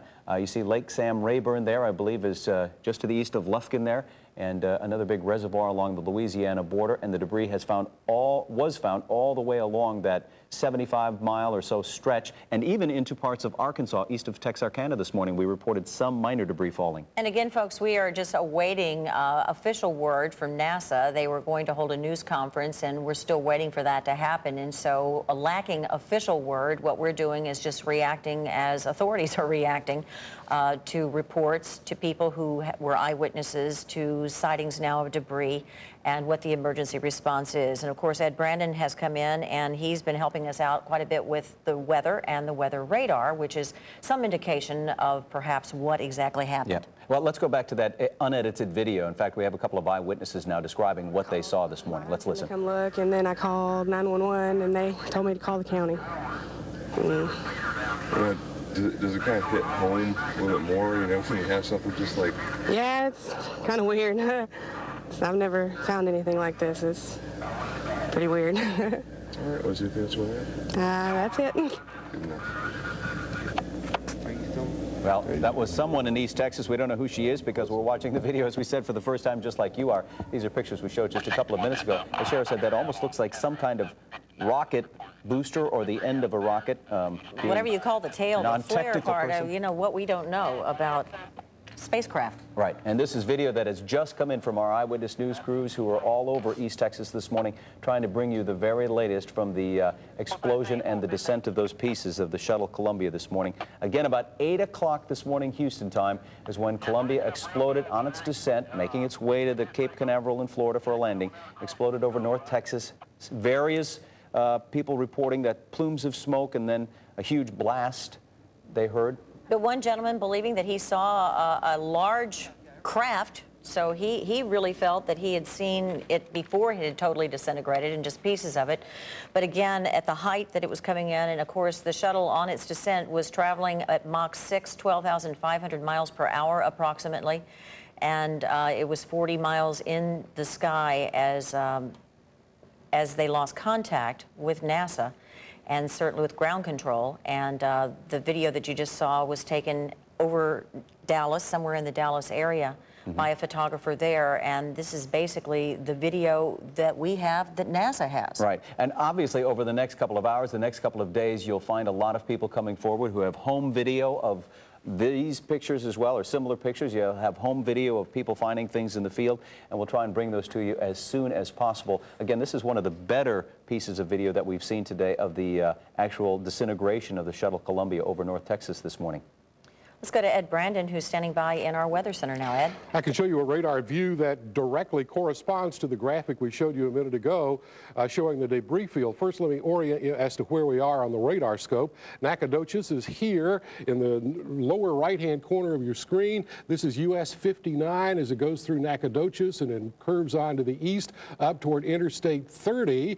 Interstate 30 connects Dallas and Texarkana. This is US 259 here. Now, let me get rid of that and put this in motion. Watch the debris field, let me say again, apparent debris field, as the activity moved across the city of Nacogdoches, and you can tell that part of it was directly over the city and the rest of it was just very, very near. There you go, right there.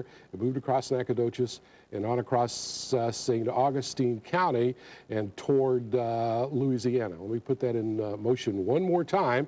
The debris field, as shown on Doppler radar, as it moves across East Texas shortly after 8 o'clock this morning.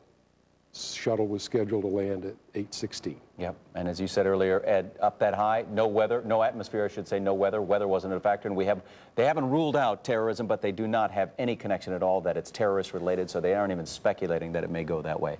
I know. Gosh, it's still just this moment of disbelief. NASA had promised us a news conference around noon today, so again, we're waiting for some sort of official word from NASA. We have Jeff Ealing, who's been down at the Johnson Space Center, and we do have crews who are scattered out all across the Clear Lake area, League City, and we're talking to people. Of course, you just saw Maya Shea reporting from Lufkin.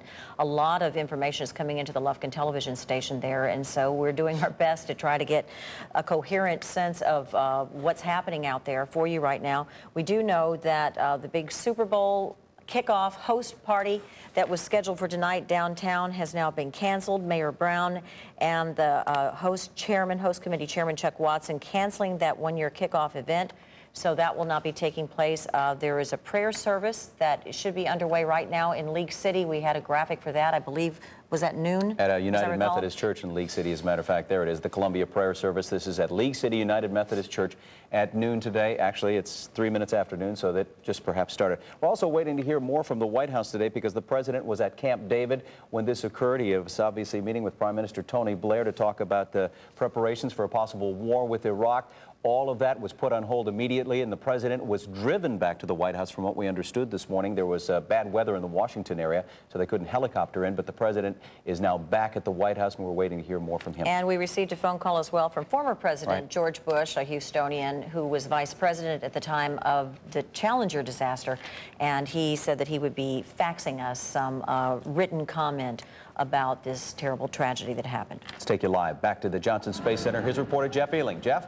Well, I can tell you that the press conference that we were waiting for at noon, we are still waiting for it, but press officials here told us that we should, give them some time to get everything taken care of and just to make sure that they know what they're going to say before they get out here. So that time, that noon time, obviously has gone past, but we're told that most of the times that they're going to give us for press conferences are probably going to be soft at this point because they're still trying to figure out, again, what they're going to say to us and what information that they can give us. So that's one of the reasons why that press conference hasn't exactly started on time, but we do expect it momentarily. Feeling live from the Johnson Space Center. We'll come Thanks, right Jeff. back to you as soon as we have that. Peggy Thomas is on the telephone with us now. Peggy, Douglas. Peggy, Douglas, Texas. Peggy Thomas in Douglas. Tell us what you saw and heard, Peggy. Well, I didn't really see anything. I've had customers come in talking to me about it all morning. There's debris in quite a widespread area. And where is Douglas, Texas, Peggy? It's 13 miles west of Nacogdoches. Okay. And customers have come in and said they have seen the debris? Yes. They've got it in their fields and around their chicken houses and that sort of thing. And what did they describe it looking like? How big are the pieces? 24 inches. About 24 inches. Some of it bigger, I guess. Okay. Obviously, you're talking to your customers right now who have come in the store. Sir? I can't hear you. Yes, I said you're talking to some of your customers right now who've come into this store to describe. Yes. And what is the sense up there? Just, I mean, obviously a frenzy because this has fallen in your area, but certainly shock. Yeah, nobody really knew what happened, at first until we started, hearing news and customers coming in telling us there was debris on Route 3 and on 225 and on 796. And, it's a very small town. And as customers were coming in, they were telling me about it. Now, are you seeing a lot of official activity yet? Are you seeing firefighters, I saw police? the police. I saw the sheriff's department go by down to Route 3, and evidently there was some either in the road or near the road, and they blocked off the road, I think.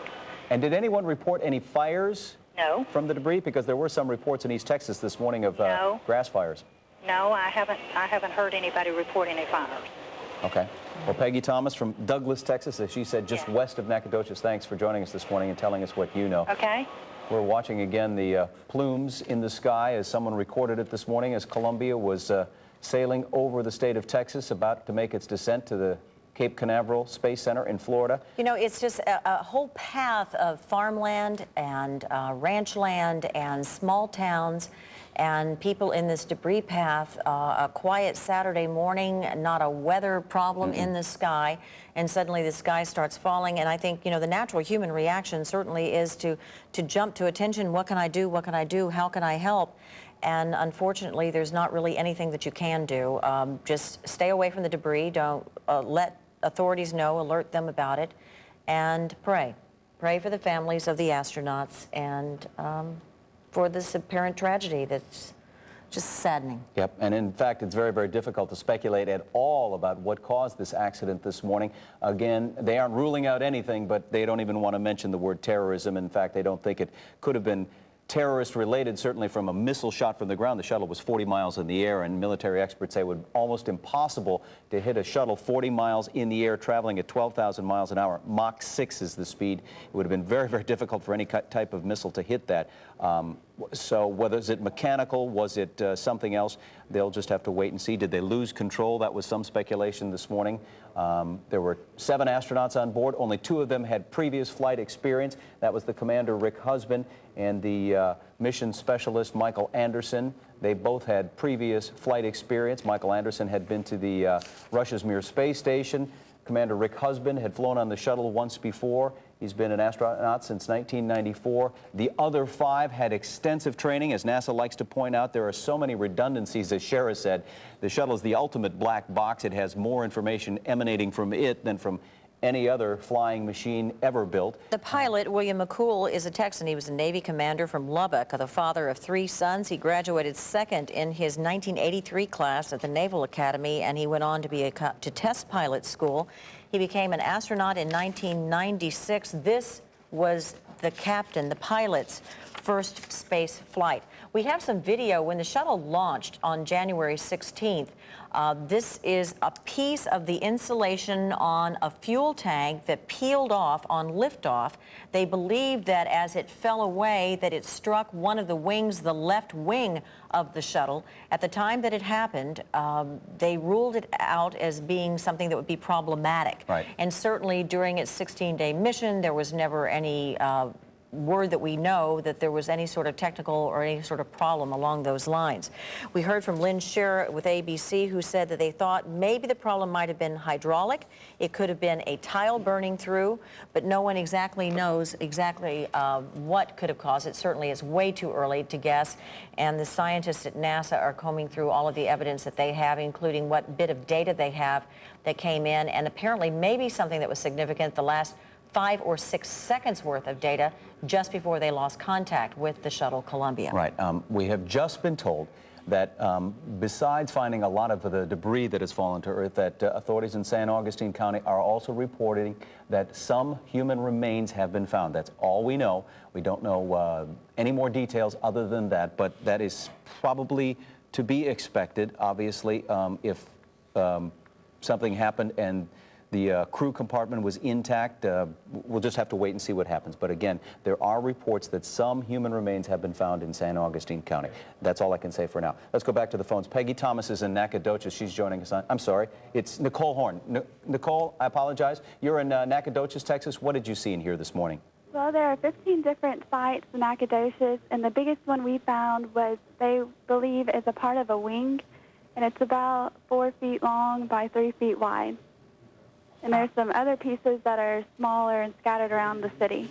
Nicole, are you in a position where you're sort of coordinating? You're getting all this information in? I'm actually at my house. I just got back from seeing all the sites. Okay.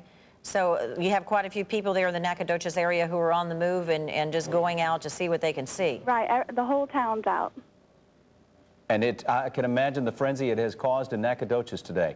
It's a tragedy, and everybody wants to see what happened and be a part of it.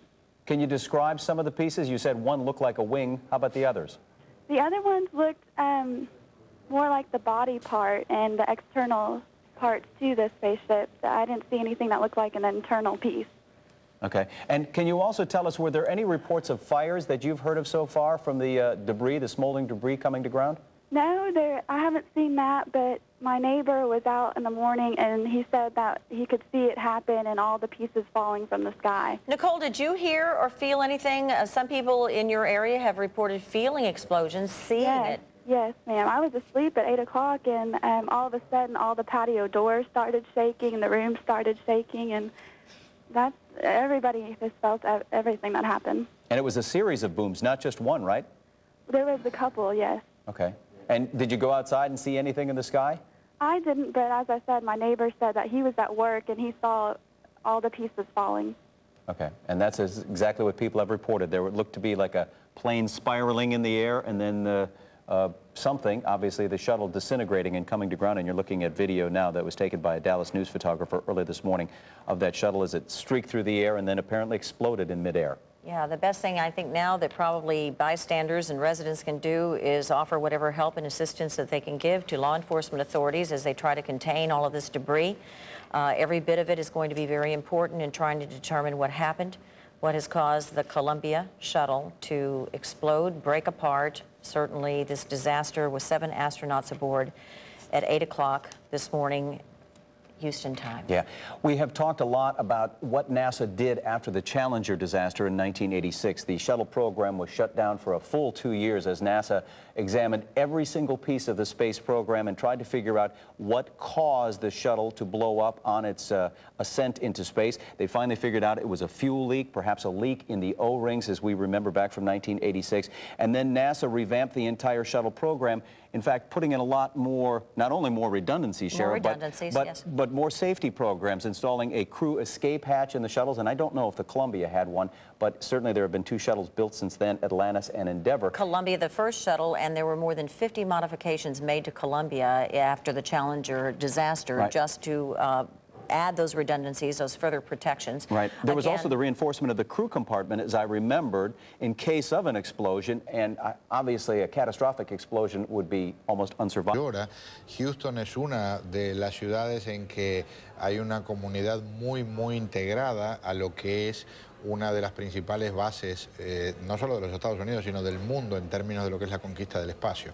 Claro que sí, los vínculos, Pedro, son muy fuertes. No solamente porque en el Centro Espacial Johnson laboran aproximadamente 6,000 personas, sino porque hay que recordar que también la NASA contrata muchas compañías aparte. Así es que Houston, por muchas otras razones, también está conectada de alguna manera.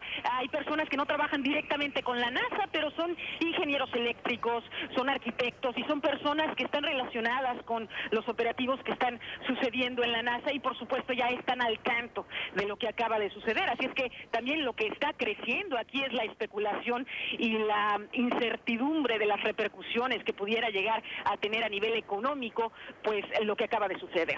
Fíjate, Claudia, que estás tocando un tema que me gustaría conversar contigo, que es el tema económico. Obviamente lamentamos las pérdidas humanas en el caso de que finalmente se confirmara que estos 7 astronautas han perdido la vida, pero obviamente también tenemos que pensar en la pérdida económica que supone el desastre ocurrido en esta mañana y en cómo puede llegar a afectar también, Claudia, a ese programa espacial.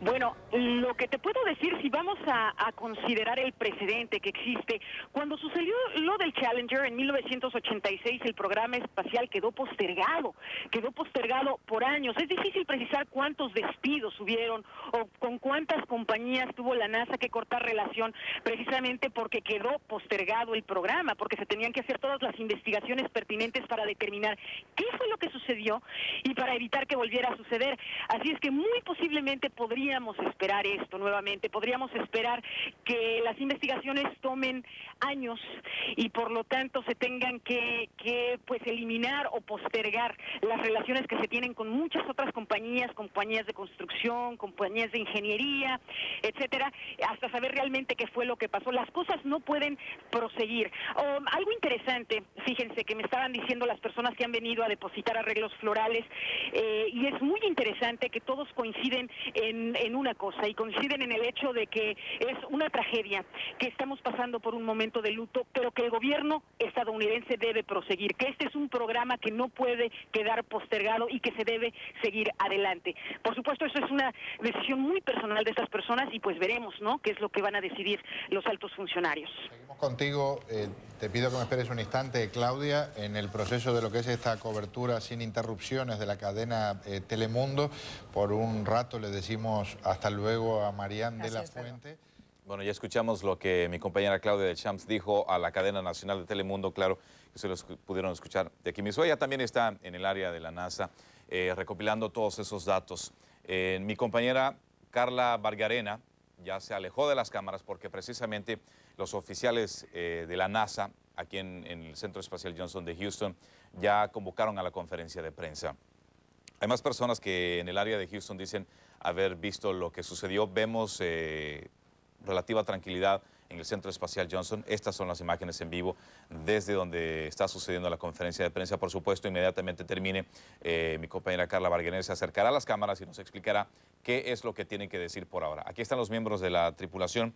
Un dato importantísimo es que luego de la tragedia del Challenger en 1986, como lo decía Claudia, el programa espacial quedó suspendido por años. Sin embargo, hoy no se sabe qué es lo que va a suceder. ¿Va a ser la misma cantidad de tiempos que va a quedar suspendido o qué es lo que va a decidir el gobierno? Lo que sucede es que también hay astronautas que siguen en la Estación Espacial Internacional.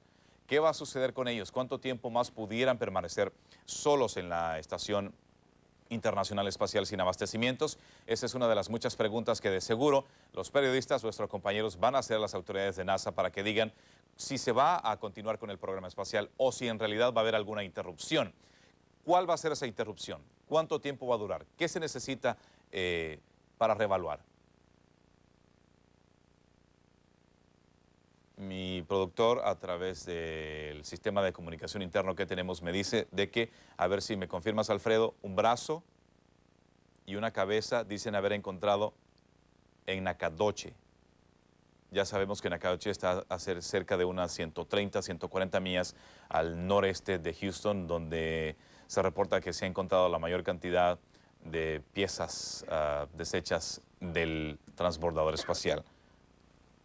Ya lo confirmaron. La policía de Nacogdoches ya confirmó que sí encontraron some time preparing for this particular shuttle flight. In fact, NASA had a media day with the astronauts last summer. They certainly did, and Fox 26's Michelle Casas had a chance to sit down and actually talk to people. What are your emotions today? Well, Melissa and Jose, what I remember about that day is their excitement, their passion, their dedication about this upcoming shuttle mission. It was in June that NASA actually made the astronauts available to the media, and at that time, STS-107 was scheduled for takeoff in mid-July, and that's about 2 to 3 weeks before their scheduled takeoff that I actually got to meet them and sit down with some of them. And so you can imagine their anticipation, the excitement. While it was largely a research mission, about a 16-day mission, I did take some notes from that day, and I was looking over them. And basically, when I asked the astronauts what this mission was all about, they answered that it would help to enhance life on Earth and that the way we live in space. A very broad answer for the media, but very personal to the lifelong studies and preparation for each of these astronauts. And as I mentioned, while I was able to meet each one of them, I did get to sit down one-on-one with the Israeli astronaut, Ilan Ramon. He first came to NASA 4 years ago. Of course, that was the exciting thing at the time about this mission, that it was going to be this unprecedented flight for this Israeli astronaut. And here's that story from that day.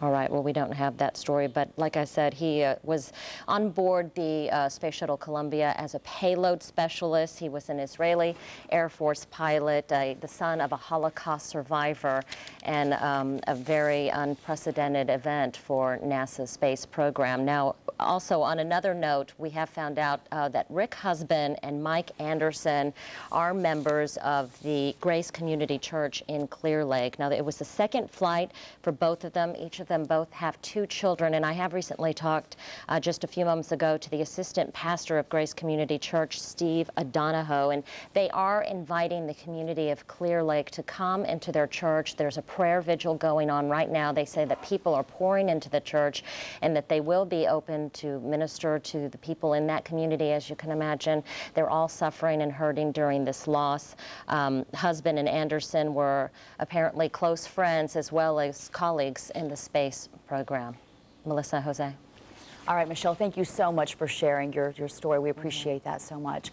This was the first accident on re-entry of a spacecraft during landing. Ironically, in the past week, NASA observed the anniversary of its only 2 other space tragedies. The first, January 27, 1967. 3 astronauts were killed by a fire aboard an Apollo spacecraft. But it's the Challenger explosion we remember vividly. Again, that tragedy on January 28, 1986 claimed the lives of 7 astronauts, including Krista McAuliffe. You'll recall she is the first teacher to fly for NASA. We're going to go live now to Kennedy Space Center in Florida to find out the very latest and to see what they are saying there. Let's go there live. On STS-107, and likewise tragic for the nation. Immediately upon indication of a loss of communications on STS-107, at a little after 9 a.m. this morning, we began our contingency plan to preserve all the information relative to the flight activities. I immediately advised the President and the Secretary of Homeland Security, Secretary Tom Ridge, at the point after landing was due to have occurred at 9:16. Spoke to them very briefly thereafter to advise that we had lost contact with the Shuttle Orbiter Columbia and STS-107 crew. They offered, the President specifically offered, full and immediate support to determine what the appropriate steps were thereafter to be taken. We then spent the next hour and a half working through the detail and information of what we have received, and Bill Reedy will walk you through the specifics of those operational and technical issues here in just a moment. Thereafter, we have met with the family members of the astronauts who were here at Kennedy Space Center and are soon to be departing back to Johnston, to Houston. The President has called and spoken to them to express our deepest national regrets. We have assured them that we will begin the process immediately to recover their loved ones and understand the cause of this tragedy. At this time, we have no indication that the mishap was caused by anything or anyone on the ground. We've assembled a mishap investigation team that immediately was assembled upon the point of past the stage in which the orbiter was to have landed here at Kennedy Space Center a little after 9:30, and that team in turn is coordinating on a regular basis on all the facts that are pertaining to this from the Johnson Space Center, and a rapid response team from here at the Kennedy Space Center, as well as participants from the Marshall Space Flight Center in Huntsville, Alabama.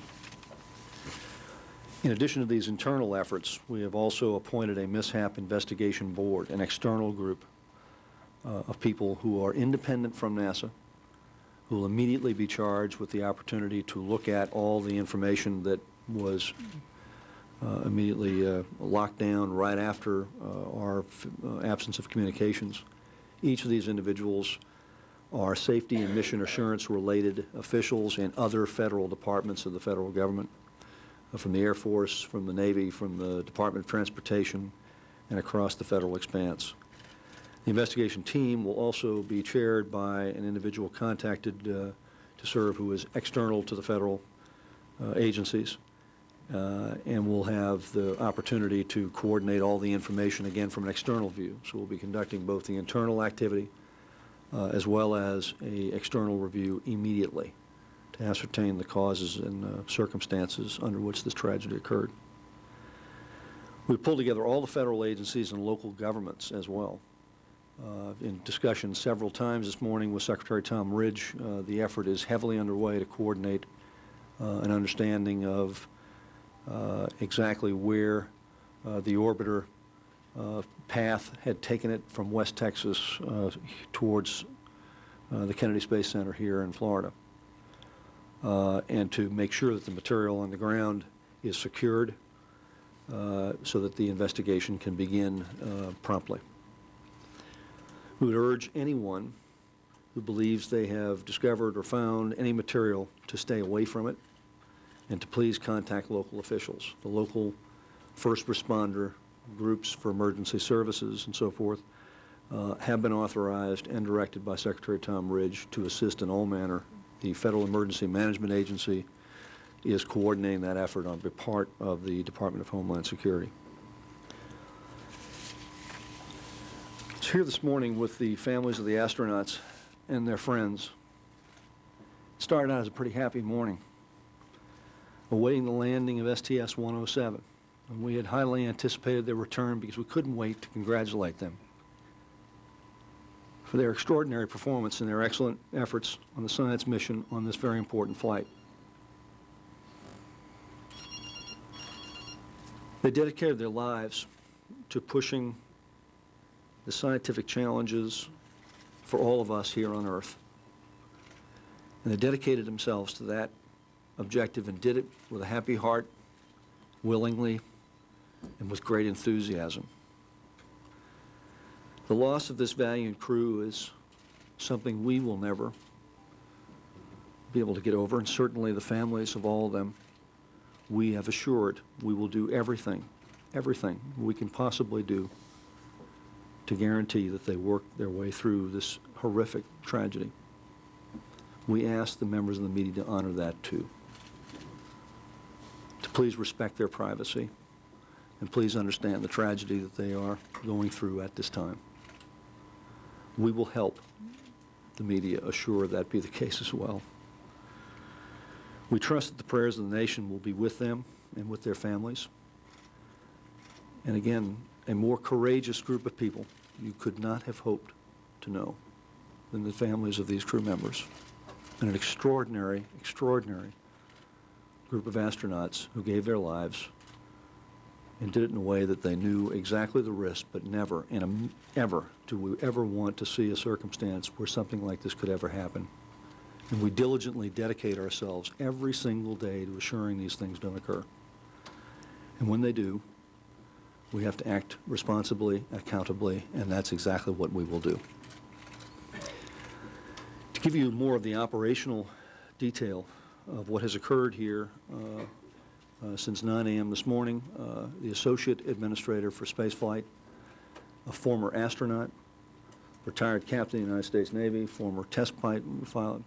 For those of you watching KTXH UPN 20, we now return you to your regular programming. For our Fox 26 viewers, we'll continue our coverage of the Space Shuttle Columbia. Previously, and as an astronaut, and is now, again, our Associate Administrator for Spaceflight, has worked with me all morning, along with all of us here at Kennedy Space Center, to work through the details of the events as we know them, and to present to you the facts that we understand them. Again, the technical details that are being worked very diligently now will be covered again at 3 p.m. this afternoon out of the Johnson Space Center.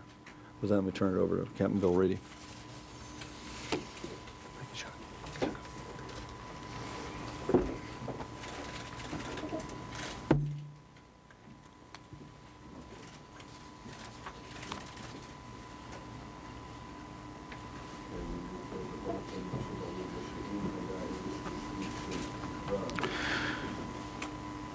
It's a truly difficult day for all of us. Many of us were standing alongside the runway waiting to celebrate their triumphant return after a 16-day science mission. I think you could tell from the downlink that they loved what they were doing and they thought what they were doing was extremely important, pushing back those boundaries in science. At 9 o'clock, we heard that they had lost data from the spacecraft, and it appears that that was at about 200,000 feet, about Mach 18. The loss of data was somewhere over north central Texas, and at the planned landing time of 9:16, we initiated our contingency action plan, called the Rescue Coordination Center, and initiated a search and rescue effort. Sadly, I think from the video that's available, it does not appear that there were any survivors. We have currently impounded all the data, including all the pre-flight certification of flight readiness for STS-107. And at this point, I'd have to say it's too early to speculate about the exact cause. Obviously, we're looking at all the data that we have available. Those people that have videos, those people that have still pictures, we'll urge you to contact NASA so that we can coordinate those things that might be available. And to reiterate what the administrator said, those people that may find debris, do not touch it, do not move it. Contact your local authorities, have them impound it and secure the area so that our technical specialists will be able to piece together the puzzle so that we can resolve what happened.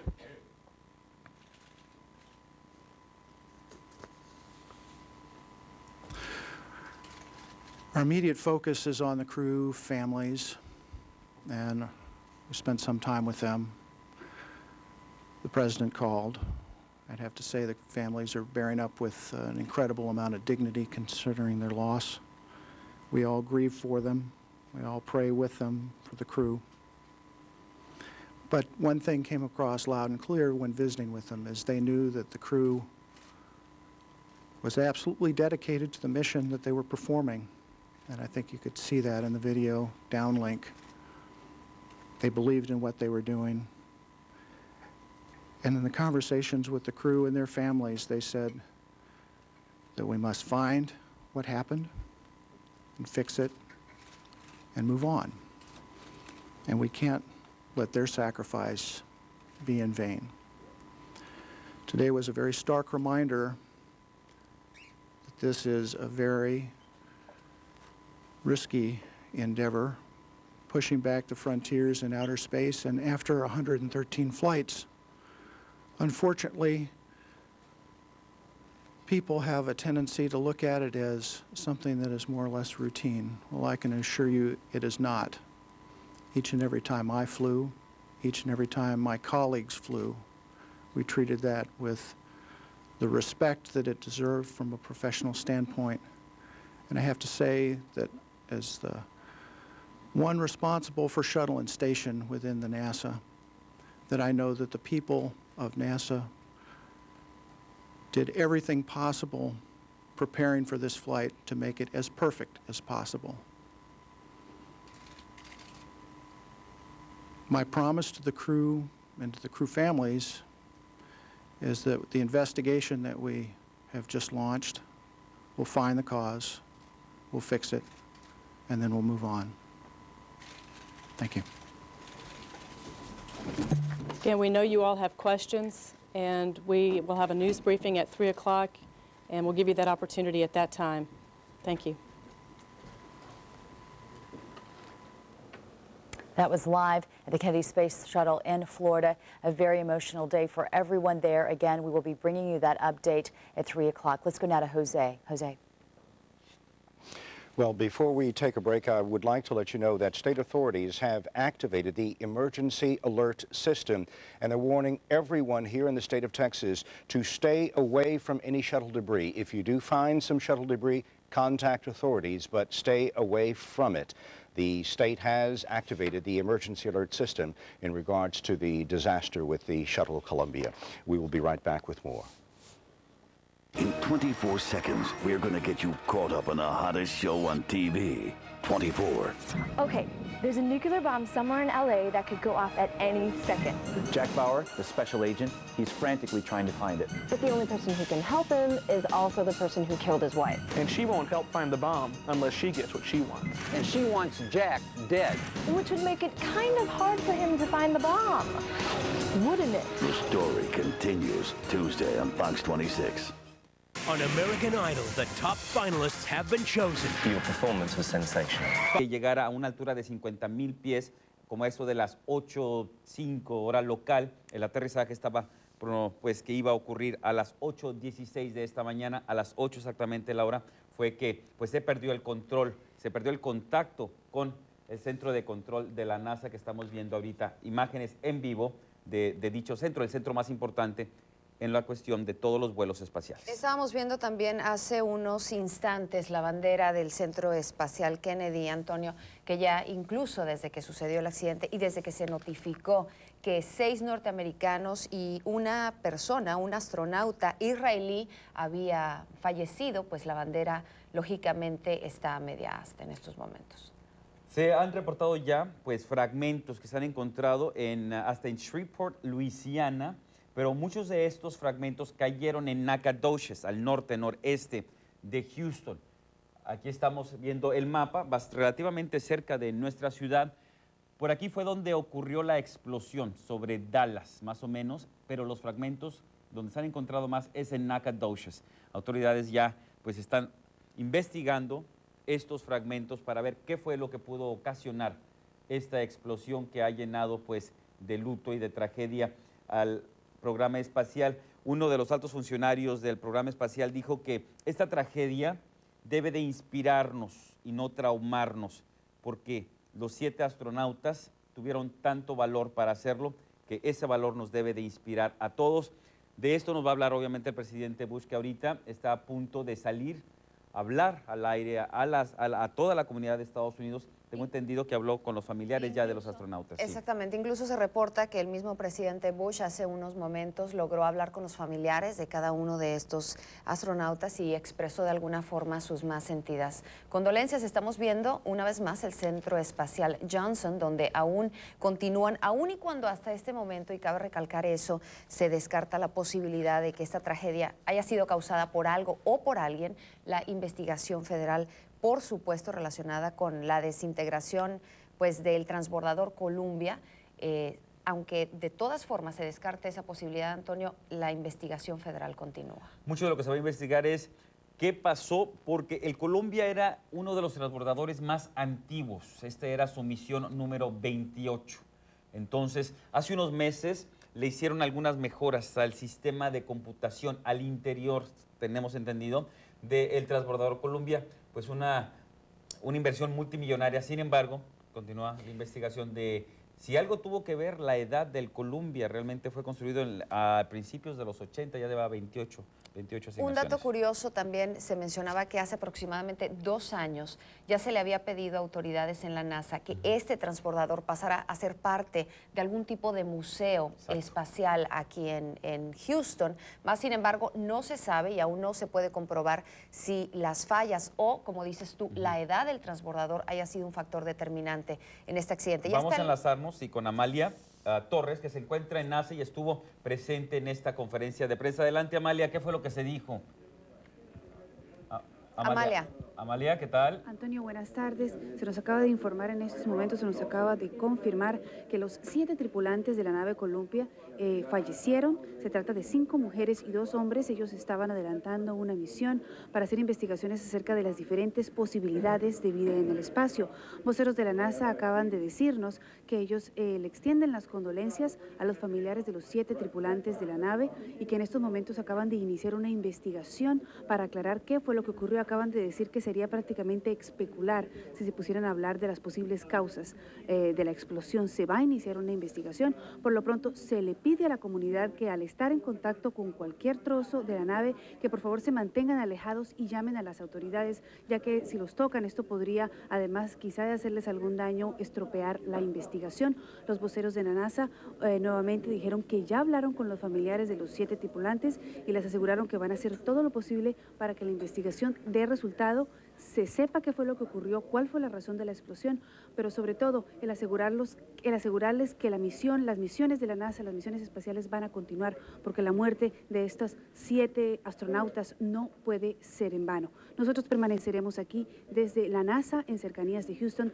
para brindarles todos los detalles acerca de este doloroso evento para los Estados Unidos. Esa es toda la información. Yo soy Amalia Torres, Noticias 45 Univisión. Muchas gracias, Amalia. Gracias, Amalia. El portavoz Shin O'Keefe también dijo que se ha llamado a una mesa directiva independiente de la NASA para que inicie otra investigación aparte, obviamente, de la que llevará a cabo la NASA a través de todo el país. Bueno, una vez más queremos recalcar que los 7 tripulantes que iban en la nave Columbia murieron. Son 5 hombres, se trata de 5 hombres y 2 mujeres. Son 6 norteamericanos y 1 de nacionalidad de israelí.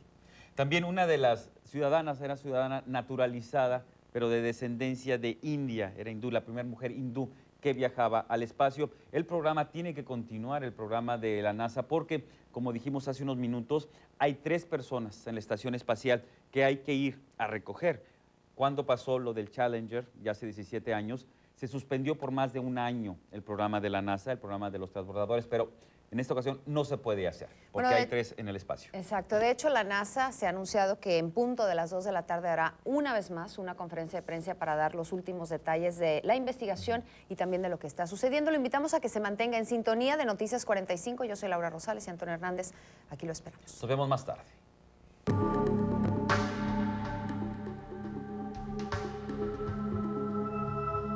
Y a las 9:16, aproximadamente hora del este, es cuando debía aterrizar la nave en